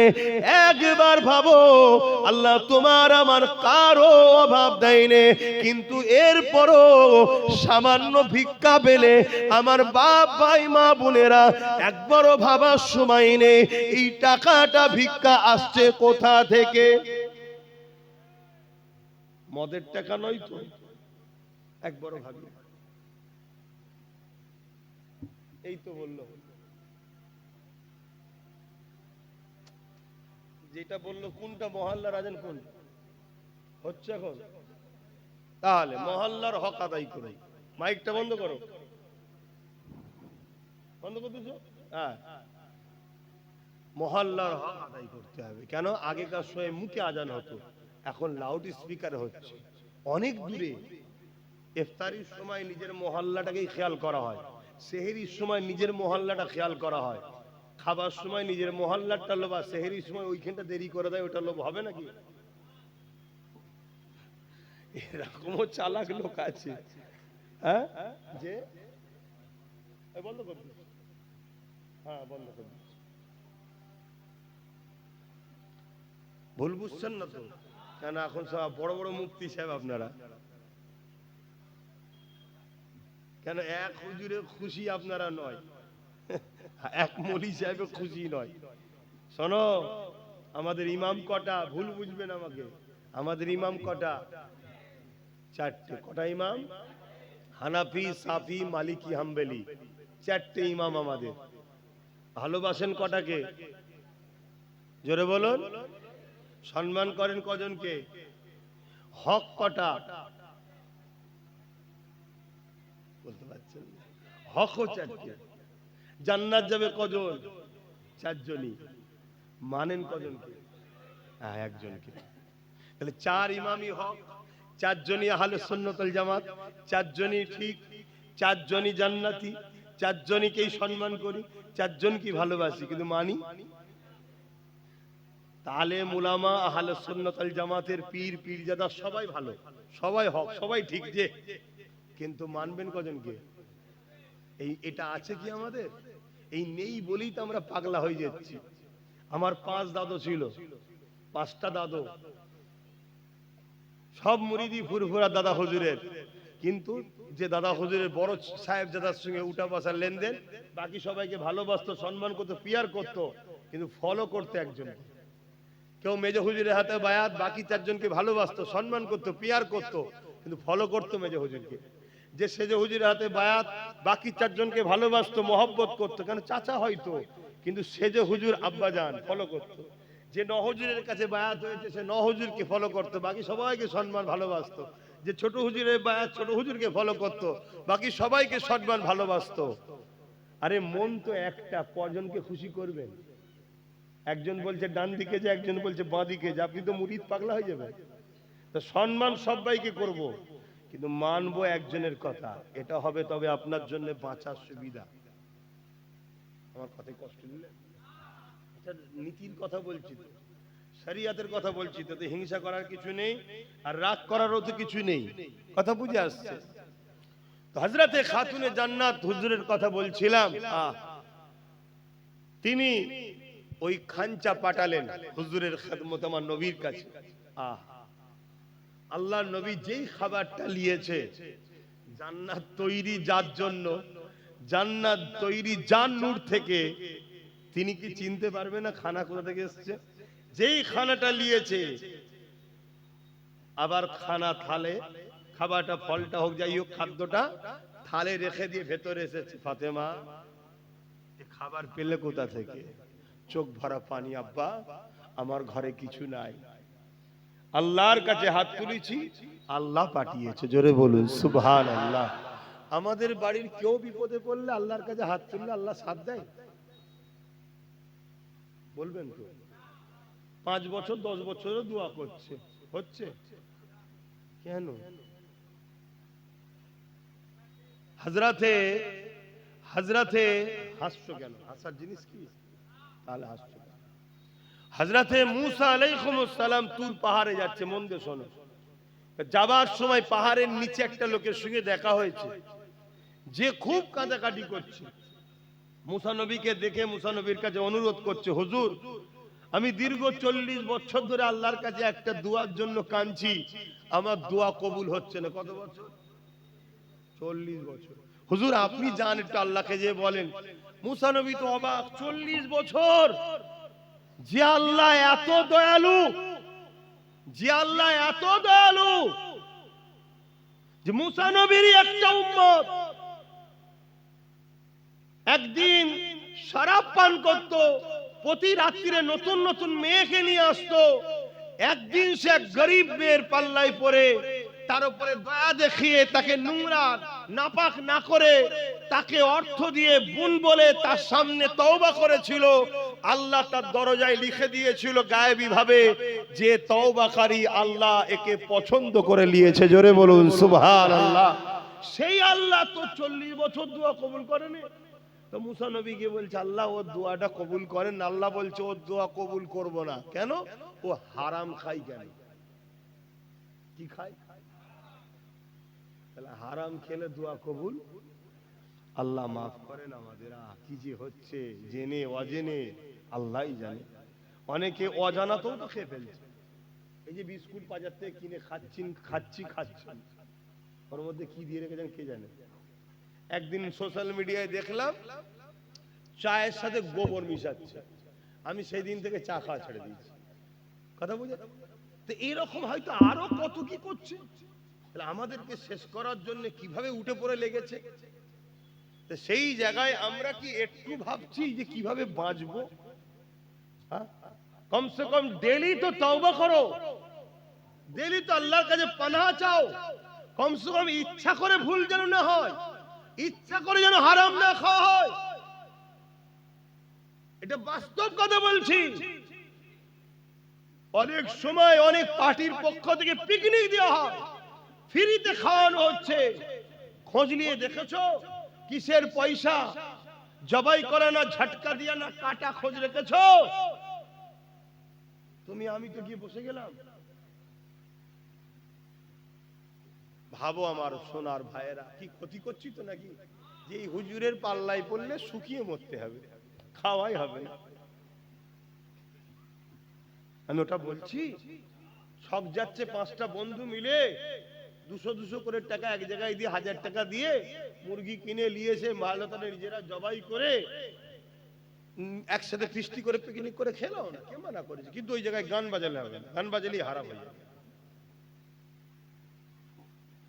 হযরতে ফাতেমা হুজুরের সংসারের খবর শোনো তাহলে কেমন হলো। এমনি তারা জান্নাতি নারীদের সর্দার হয়নি। আরো একটা খাতুনে জান্নাতের কথা বলছি। এ যুবকেরা, তরুণেরা, হযরতে ফাতেমা আয-জাহরা রাদিয়াল্লাহু তাআলা আনহা দুনিয়া থেকে চলে যাবার সময় হয়েছে। হযরতে মাওলা আলীর কোলে, স্বামীর কোলে মাথা দিয়ে হযরতে ফাতেমা আয-জাহরা রাদিয়াল্লাহু তাআলা আনহা রয়েছে। এমন করে চোখকে বন্ধ করে রেখেছে, একেবারে দুনিয়া থেকে চলে যাবার শেষ সময় হয়ে গেছে। হযরতে মাওলা আলী কাঁদে, স্ত্রীর মাথাতে হাত বুলাতে লাগে, খাতুনে জান্নাতকে বলতে লাগে, এই ফাতেমা, জীবনে কোনোদিন আমার কাছে কোনো বাইনা তুমি করলে না, জীবনে কোনোদিন আমার কাছে কোনো জিনিস তুমি চাইলে না, কোনো জিনিস চাইলে। যে হালে স্বামী রেখেছে, স্বামী তো রাখে না, রেখেছে কে? স্বামী তো ওসিলা, সেইটাতেই রাজি। তো হযরতে মাওলা আলী বলছে, আজকে জীবনের একটা আশা, তুমি একটা কিছু আমার কাছে চাও, কখনো তো চাইলে না, একটা কিছু চাও।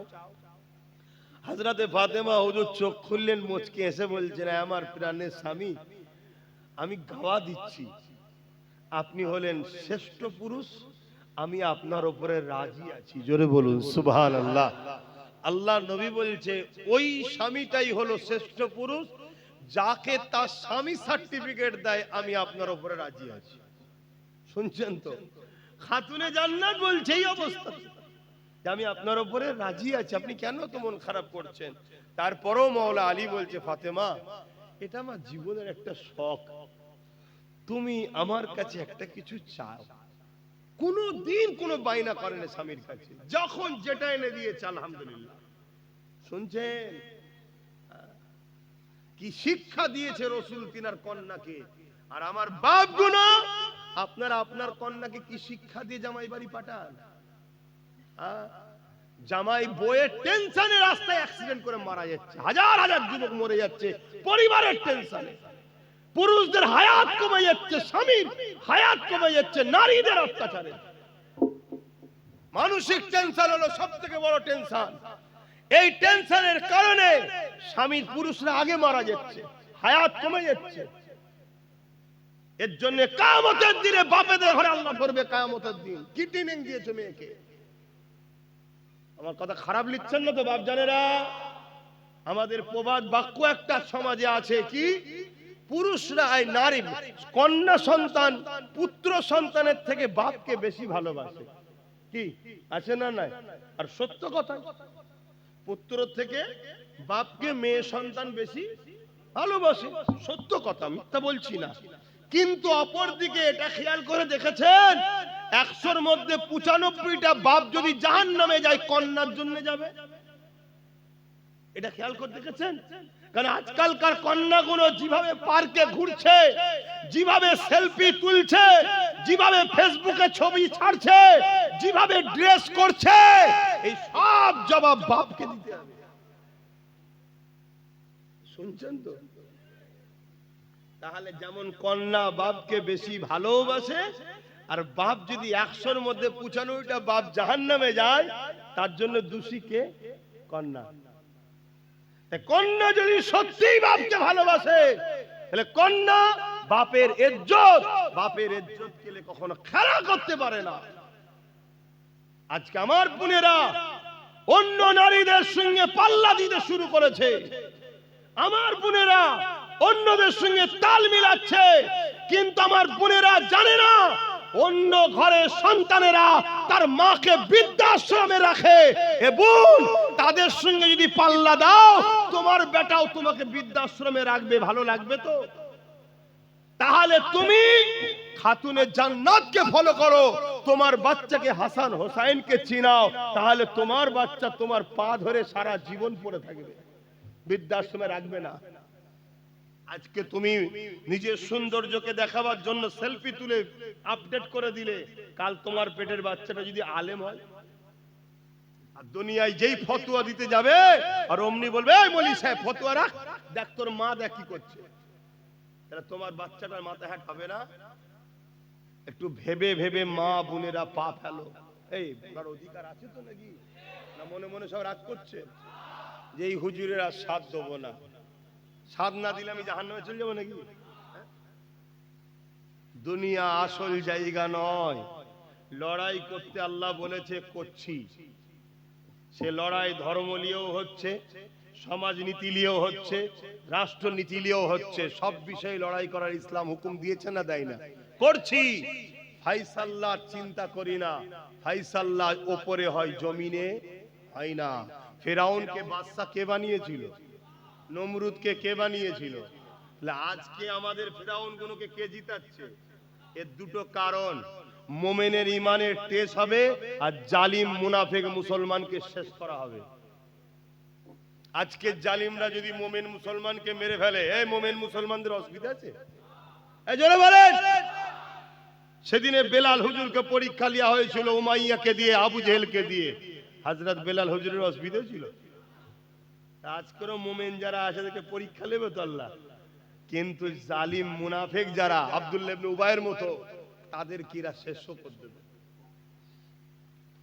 হযরত ফাতেমা তাজ-জাহরা রাদিয়াল্লাহু তাআলা আনহাকে যখন হযরত মাওলা আলী বারবার বললেন, হে ফাতেমা, মনের বড় ইচ্ছা একটা তো কিছু আমার স্ত্রী আমার কাছে চাইবে। হযরত ফাতেমা হুজুর মুচকে এসে বললেন, আপনি যখন চান আপনি আমার স্বামী হন, আপনার খুশির জন্য আমি ফাতেমা আপনার কাছে একটা আপেল খেতে চাইছি, সেব খেতে চাইছি। এ নজওয়ানেরা, আমার আম্মা জানেরা, আমার বোনেরা, এ দুনিয়া দুদিনের, দুনিয়াদারি করো কিন্তু আখিরাতকে হারিয়ে নয়, সংসার করো আখিরাতকে হারিয়ে নয়, কারবার করো আখিরাতকে হারিয়ে নয়, রাজনীতি করো আখিরাতকে হারিয়ে নয়, রাষ্ট্রনীতি করো আখিরাতকে হারিয়ে নয়, মানব বন্ধন করো আখিরাতকে হারিয়ে নয়, সম্প্রীতি করো আখিরাতকে হারিয়ে নয়। আজ কিছু মুসলমান আছে সম্প্রীতির নামে গায়রুল্লাহর কাছে গিয়ে মাথা নত করছে। আজ কিছু মুসলমান আছে সম্প্রীতির নামে গায়রুল্লাহর উৎসবে চলে যাচ্ছে। এ যুবকেরা গায়রুল্লাহ তাবেদারি করতে লেগেছে। এটাকে সম্প্রীতি বলে রে, এটাকে ভণ্ডমি বলে। যে ভণ্ডমির জন্য মুসলমান তুমি মুশরিক হয়ে যাচ্ছ। কিন্তু মনে রেখে দিও, ইসলাম সম্প্রীতি করার অধিকার দিয়েছে, ইজাজত দিয়েছে, কিন্তু সম্প্রীতির নামে আল্লাহ দ্রোহী হয়ে যেও না, ইসলাম থেকে বেরিয়ে যেও না। আমার কথা ভুল হচ্ছে নাকি? কত নেতা দেখছেন না আজকাল মুসলমান নাম, আদৌ তারা মুসলমান নয়, মুশরিক হয়ে গেছে, যাক তারপরও মুসলমান নাম, সম্প্রীতির নামে গায়ের ইসলামদের ধর্মীয় অনুষ্ঠানে গিয়ে হই হই করছে না, করেন? এক কথা বলেন। আরে অনেক হাজি সাহেব, পাজি সাহেব, তারা এইসব করে করে অনেকে মরেও ভূত হয়ে চলে গেছে, সব সাইজ হচ্ছে কবরে নিয়ে। তুমি কি ভাবছো আল্লাহ ছেড়েছিল বলে কি ছাড় দিয়েছে নাকি? হ্যাঁ, কত কষ্ট করে ইসলাম এসেছে জানো? হ্যাঁ, এই পৃথিবীতে মানুষ আল্লাহ ভুলে গেছিল। এই যে এতগুলো লোক তোমাদের রবকে শাহাদত আগুন তুলে সাক্ষী দাও কে? আরো জবান খুলে বলো আল্লাহ আল্লাহ আল্লাহ। এই যে এতগুলো লোক সাক্ষী দিলে, এটা এত সহজে পেয়েছেন নাকি? এত সহজে পেয়েছেন? আজকে তুমি মুসলমান ঘরে জন্ম হয়ে গায়রুল্লাহকে যে তুমি শিরকের কাজে জড়িয়ে যাবে, আর তুমি মনে করছো আমি ছাড় পেয়ে গেছি নাকি? আসেন এই কথাটা বলে সংক্ষেপ করব। নামাজের ব্যাপার রয়েছে। হযরতে খাতুনে জান্নাত ফাতেমা তাজহারা হুজুর যখন বলে দিলেন, হযরতে মাওলা আলী বড় খুশি হয়ে খাতুনে জান্নাতের মাথা মোবারককে, স্ত্রীর মাথাকে স্বামী মাওলা আলী কোলে থেকে নেবে তাকিয়াতে দিয়ে বালিশের উপরে দিয়ে এমন করে রওনা দিয়েছে। বাজারে গিয়ে একটা আপেল কিনেছে, সেব কিনেছে। এত কম পয়সা ছিল, একটাই মাত্র কেনার মতো অর্থ ছিল। ওই পয়সা দিয়ে কিনে নিয়ে যখন রওনা দিয়েছে, কয়েক কদম আসার পরে এক মুসাফির ক্ষুধার্ত গরিব আটকেছে। ও নবীর জামাতা, ও হযরতে মাওলা আলী, আয় আহলে বায়াত মাওলা আলী, আমি বড় ক্ষুধার্ত, তোমার হাতের আপেলটা আমাকে খেতে দাও। পরীক্ষা শুরু হলো আল্লাহ। শুনছেন? আল্লাহর পরীক্ষা শুরু হয়ে গেল। এই নজওয়ানেরা, হযরতে মাওলা আলী মনের মধ্যে হচ্ছে, আরে জীবনের প্রথম আমার ফাতেমা, আমার স্ত্রী আমার কাছে একটা আপেল খেতে চেয়েছিল, এদিকে এই গরিবটা আমার ক্ষুধার্ত চাইছে। দিনের মনের মধ্যে তুফান চলতে লেগেছে। ফাতেমাকে দ্বিতীয় কিনে দিবার মতো অর্থ পয়সা নাই। আরে আল্লাহ আমাকে গাড়ি দিয়েছে, বাড়ি দিয়েছে, কি না দিয়েছে, তাদের উসিলাতে পেয়েছি। কমসে কম ইসলামের যদি উপকার করতে না পারো, যুবকরে ক্ষতি করো না, আর ক্ষতিকারকদের সঙ্গে দলটা করো না।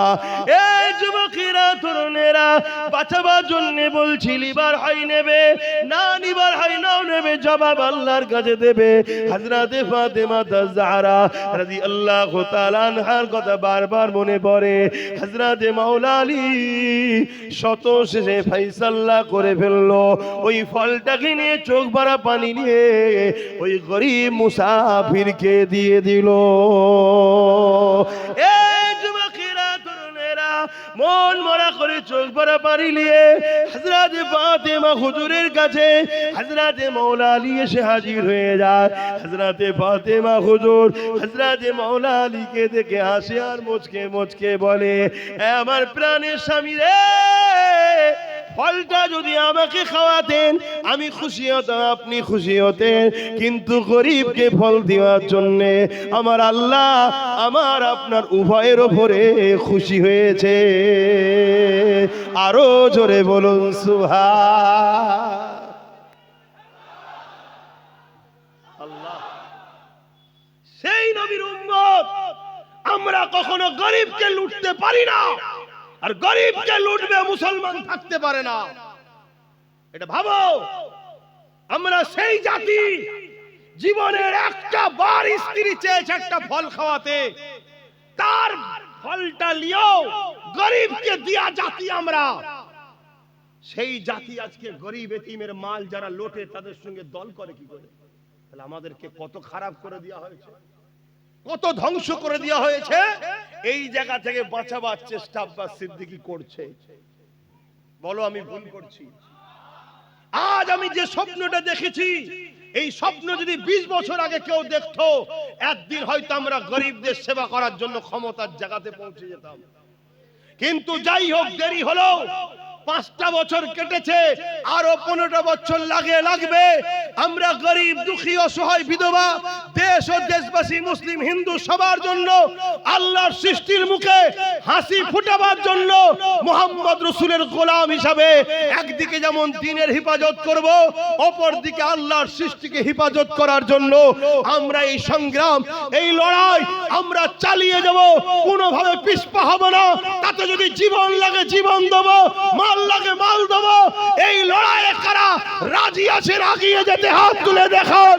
নারে তাকবীর, নারে তাকবীর, লব্বাইক ইয়া রাসূলুল্লাহ, লব্বাইক ইয়া হাবিবাল্লাহ, নারে তাকবীর। পিছপা হয়ে যাবেন না। বাধা হাজারো আসবে, হাজারো পরীক্ষা হবে। আমার ইমাম হোসেন পাক, আমাদের ইমাম তো না, আমাদের ইমাম হোসেন পাক অনেক অফার পেয়েছিল, অনেক লোভ লালসার দিক দিয়ে তাকে দেখানো হয়েছিল, অনেক অফার দেওয়া হয়েছিল, অনেক কিছু বলা হয়েছিল, তিনি জান দিয়াকে পছন্দ করেছে, জালিমের সঙ্গে হাত মিলানোকে পছন্দ করেনি। এই গতকালকেও বলেছি, আজও বলছি, অন্যায় দেখলে হাত দিয়ে রুখার নাম ইসলাম। হাত যদি রুখতে না পারো, মুখ দিয়ে প্রতিবাদ করো অন্যায়ের বিরুদ্ধে, এর নাম ঈমান। আর যদি প্রতিবাদ করতে না পারো, অন্তর থেকে ঘৃণা করে দূরে সরে যাও। তা না করে অন্যায়কে কেউ যদি ভোট দেয় শক্তিশালী করার জন্য, তার মধ্যে ঈমান থাকতে, যে মুসলমানগুলো আজও মসজিদ মাদ্রাসার দুশ্মন, মুদি ও দিদির সাথে এখনো রয়েছে, আল্লাহ এদেরকে হিদায়াত করুক, বলুন আমিন। আরো জোরে বলুন আমিন। যদি হিদায়াত কপালে না থাকে, সাবধান, সতর্ক হও, এরা মুনাফিক বেঈমান, এদের সঙ্গে সম্পর্ক রাখা চলবে না। কেন কোনদিন মুসলমানের খুন, মুসলমানের বেটা, ইসলামের দুশ্মন, মসজিদ মাদ্রাসা কোরআনের দুশ্মনদের সঙ্গে সহযোগিতা করে তাদেরকে শক্তিশালী করতে পারে না।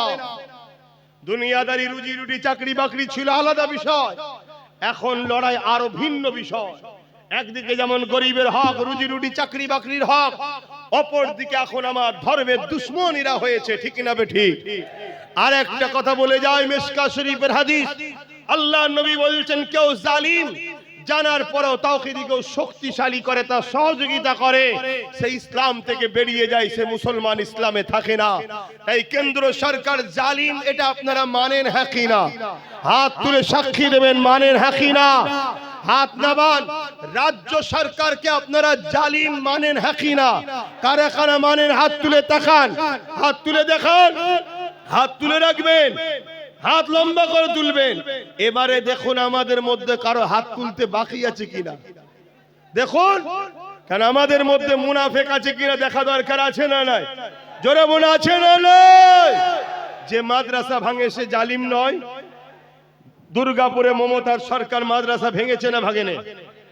যে বলে কোরআন শেষ হয়ে যাবে, উন্নয়ন শেষ হবে না, সে জালিম নয়? মমতা বলেছে না বলেনি?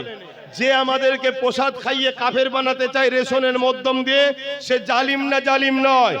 এরপরও একে জালিম মানতে অস্বীকার যদি করে, সে মুসলমান থাকবে মনে হয়?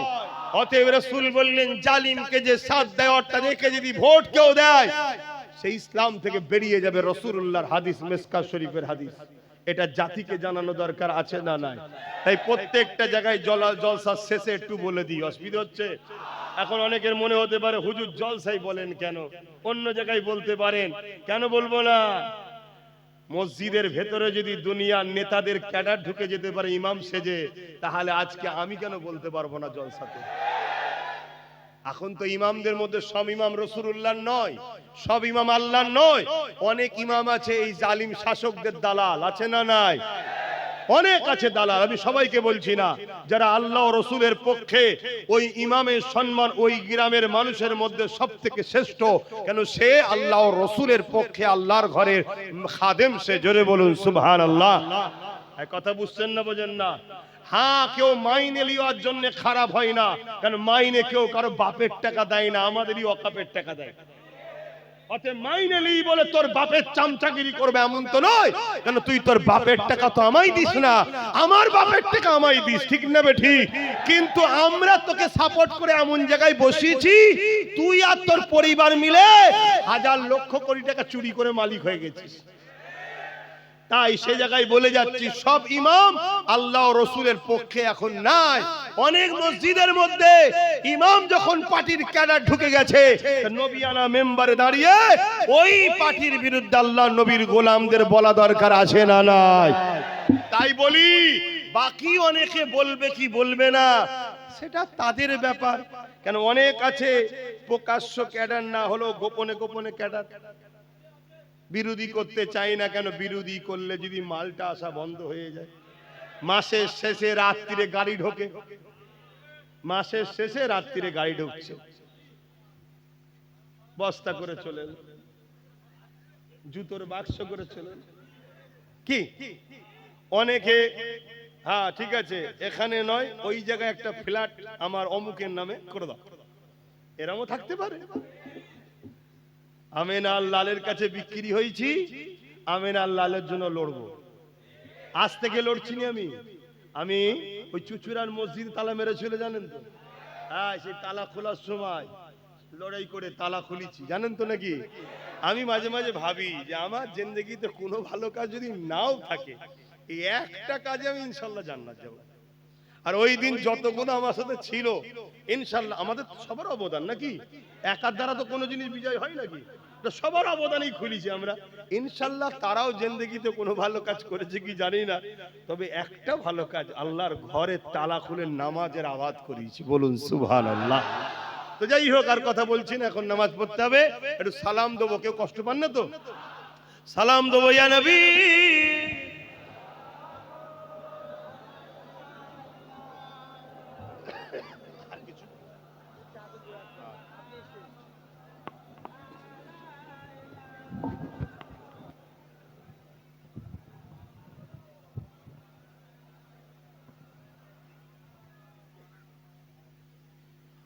আমি প্রত্যেকটা জায়গায় গেলেই একটু ওয়াকাব নিয়ে বা এই ওয়াকাবের দুশ্মনদের নিয়ে একটু হলেও বলি, এটা কি অপরাধ করছি নাকি?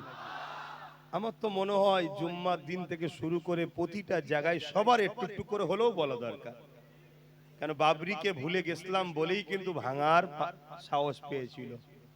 আজকে ওয়াকাবকে যদি আমরা আন্দোলন করা ভুলে যাই, প্রচার ভুলে যাই, একদিন কিন্তু এটাকেও শেষ করে দেবে। যতদিন আমাদের মধ্যে চর্চা থাকবে, আইন হয়ে গেলেও তাদের কিন্তু মিটাবার সাহস, আর যেদিন চর্চা বন্ধ হয়ে যাবে, ভুলে যাবে, সেদিনই কিন্তু সাহসটা নেবে। কথা বুঝে আসছে? তাই আমি আমি আমি চেষ্টা করি, শুধু আমি নয়, আরো অনেকেই দেখেছি করে, তবে সবাই করা দরকার। তবেই তো বুঝে যাবে কে ওয়াকাফের পক্ষে, কে আল্লাহ রসুলের পক্ষে, আর কে জালিম ইসলাম বিদ্বেষীদের পক্ষে, এটা বুঝে যাবে। ঠিক তো নাকি? অনেক মোল্লা মৌলী সাহেব বেরিয়েছিল, বাপ রে বাপ, সব বড় বড় সংগঠন, এখন সব কোথায় তারা? উমরাই গেছে? হ্যাঁ, কোথায়? মুনাফিক চেনো, যদি না চেনো আগামী দিন এদেরকেই বাজারে নামানো হবে, এরাই তোমাদের কাছে আসবে, ইস্যুটা নেবে কিন্তু ধর্মেরই, নিয়ে এমন ভাবে তোমাকে ঘোরাবে, ঘুরিয়ে নিয়ে গিয়ে সেই বাঘের কোলে নিয়ে ফেলবে। সেটা কথা বলেছি, শুনেছ হয়তো অনেকে। সিংহ বনের পশু, রাজা বুড়ো হয়ে গেছে, বনের পশু রাজা বুড়ো হয়ে গেছে, এখানে বুড়ো বুড়ি দুজনই হয়ে গেছে। কথা বুঝছেন তো নাকি? তাই ও তো স্বীকার করতে পারছে না, তা কি করবে? শিয়ালকে বলেছে তুই দেখ, শিয়ালের বড় বুদ্ধি, পণ্ডিত শিয়াল, পণ্ডিত বুদ্ধি করে গেছে, হরিণের কাছে গেছে, হরিণ বলছে না ভাই, আমি যা আছি খেটে খুটে খাই, এই ঠিক আছে, আমার রাজা হবার দরকার নেই। ময়ূরের কাছে গেছে, ময়ূরও বলছে ভাই আমি জিয়ালে আছি, খুব ভালো আছি। ঘোড়ার কাছে গেছে, ঘোড়াও বলছে ভাই আমি খুব ভালো আছি, আমার রাজা হবার দরকার নেই। শত শেষে গাধাকে দেখতে পেয়েছে। গাধাকে বলছে আরে গাধা, তোমাকে তো খুব হ্যান্ডসাম লাগছে দেখতে। ও পাম খেয়ে গেছে। কথা বুঝে আসছে?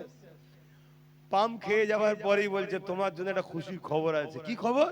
রাজা মশাইয়ের তো বয়স হয়ে গেছে সিংহর, তা উনি তো রিটায়ারমেন্ট হবে, আপনাকে রাজা করা হবে জঙ্গলের। বলছে তাই? বলছে হ্যাঁ, গাধা তো গাধাই হয়, চলো। তা বেচারি গেছে, আর অনেকদিন খেতে পাইনি, তো বুড়ো সিংহ হয়ে গেলে যা হয়, খেতে পাইনি, তাড়াতাড়ি করে ঝাঁপ মেরেছে, ঠিকভাবে ধরতে পারেনি, দুটো কান খুলে গেছে, গাধা ছুট। শিয়াল বলছে রাজা মশাই একটু তো দেরি করতে হয়। যাই হোক, আবার এসে শিয়াল বুঝাচ্ছে সত্যি তুমি গাধা, তোমার দ্বারাই হবে না, আরে কান থাকলে মুকুট পড়াবে কি করে, ওই জন্য কান দুটো রাজা খুলে দিল। বলছো ও তাই নাকি, চলো তাহলে আবার যাই। তা আবার গেছে, আবার সিংহ ঠিকভাবে ধরতে পারেননি, ধরেছে লেজটা, টান মেরে ছিঁড়ে চলে গেছে। গাধা আবার ছুট, আবার সিংহ এসে বুঝাচ্ছে সত্যি তোমাকে আর পারবো না, লেজ থাকলে সিংহাসনে বসবে কি করে, এজন্য রাজা লেজটাকেও খুলে দিয়েছে। বলছে ও, বলছে দেরি করুনি, অন্য কেউ বসে পড়বে। গাধা আবার যে হাজির হয়েছে, এবারে কি আর সিংহ ছাড়ে? একেবারে ভালো করে পাকড়াও করে তাকে একদম পুরো খেয়ে শেষ করেছে। খেতে খেতে বলছে হারা, শিয়ালের কলিজাটা কই? তখন শিয়াল বলছে, স্যার যদি কলিজা থাকতো তাহলে এর নাম কি আর গাধা হতো, আর না বারবার আসতো? কথা শুনছেন? এখানে কলিজা বলতে ঈমান, আর এখানে গাধা বলতে ওই সকল মুসলমান যাদের কলিজা নেই অর্থাৎ ঈমান নেই। ওই মুসলমান বারবার ঠকলো, ঈমানদার মুসলমান কিন্তু আগামী দিন আর ঠকবে না। ঠিক তো নাকি? হ্যাঁ। কেন আমরা অনেক হয়েছে, চাকরি দিসনি, হাত দিসনি, সব হয়েছে, এবার আমার আল্লাহর ঘরে হাত দিয়েছিস, নবীর মাদ্রাসায় হাত দিয়েছিস, আর ঈমানদাররা মেনে নিতে পারবে না। বাস আসেন সকলে মহব্বতে সালাত ও সালাম পাঠ করিয়া নবী সালাম ইয়া রাসূল ইয়া হাবিব সালাম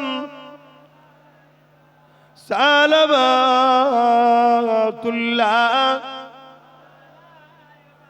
কঠিন হাসরের দিনে কি আছে মোদের কপালে,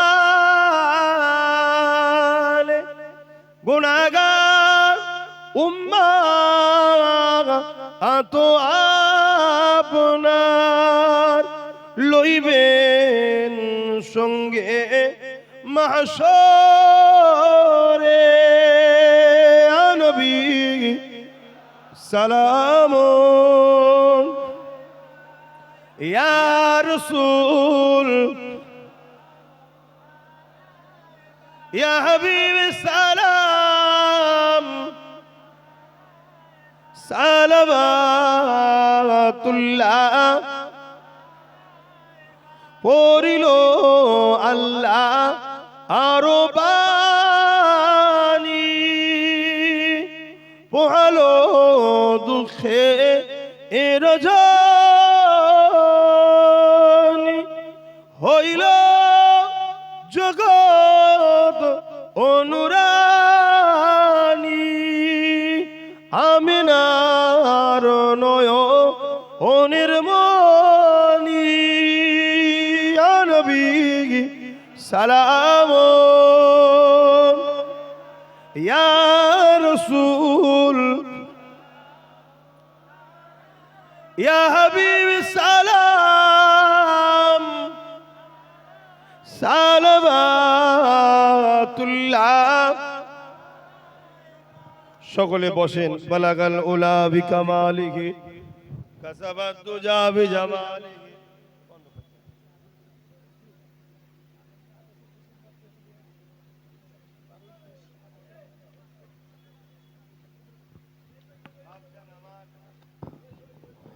ভাইরা শুনছেন?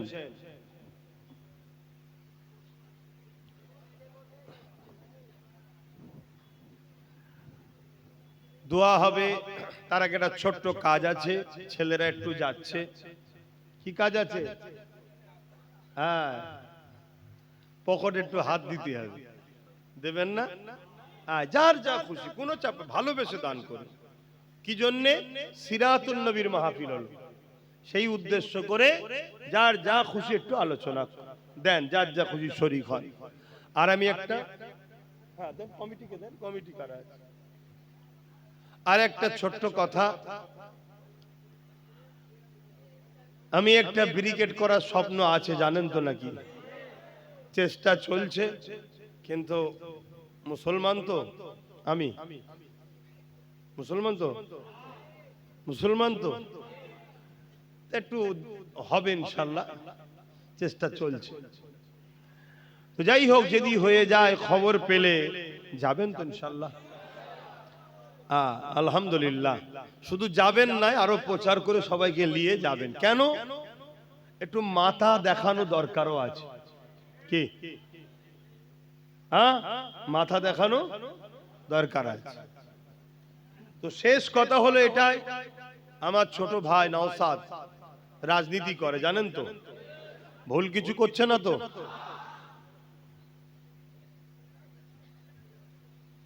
আমি একটু সাক্ষী চাইছি, আমার ভাই কি ভুল করছে? হাত তুলে বলুন কারা বলছেন না। আমার ভাইয়ের যদি কোনো রকম কিছু কাজ করতে গিয়ে ও তো আর ধর্ম প্রচার করছে না, ও তো রাষ্ট্রবাসীর সেবা করছে, ওর কাছে হিন্দু মুসলিম দলিত আদিবাসী সাঁওতাল বাগদি সমস্ত গরিবদের দেখতে হবে, তাই তো নাকি? যদি কোনো জিনিস আপনাদের বুঝতে অসুবিধে হয় বা কেউ যদি কিছু সমালোচনা করে, আমি প্রতি জুম্মার দিন থাকি জানেন তো, ডাইরেক্ট গিয়ে আমার বলবেন, কিন্তু মনে রাখবেন ও নবী বংশের ছেলে। আল্লাহ নবী বলেছেন কোরাইশের নেতৃত্ব মানো।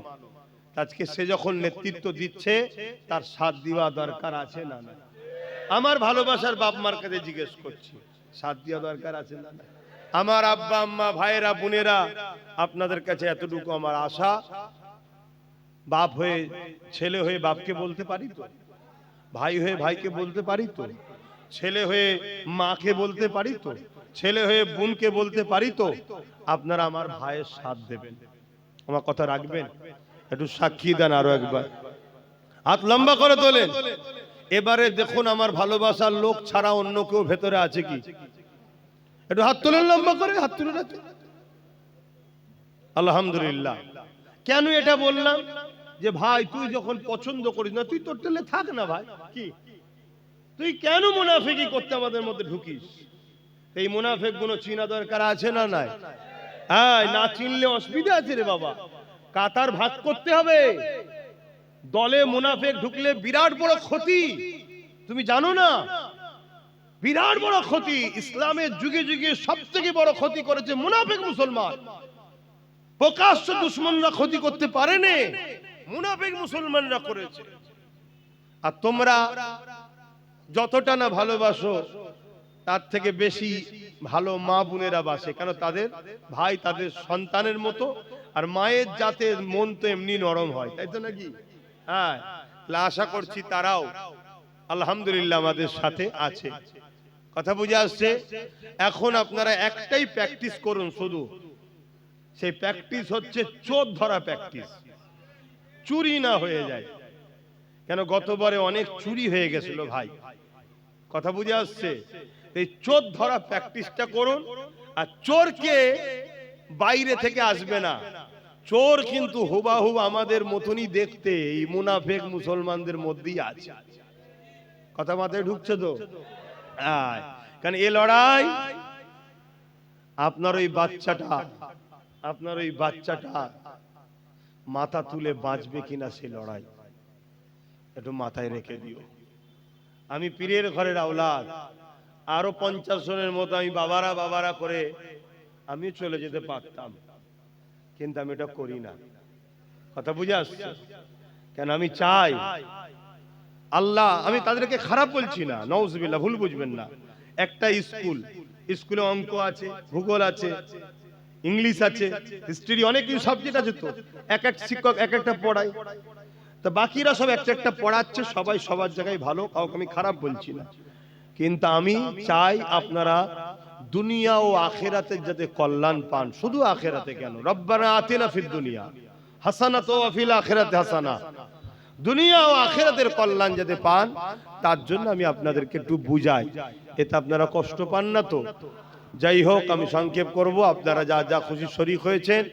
এখন দোয়া হবে, দোয়া বাদ যে যার এলাকার মসজিদে নামাজ পড়বেন।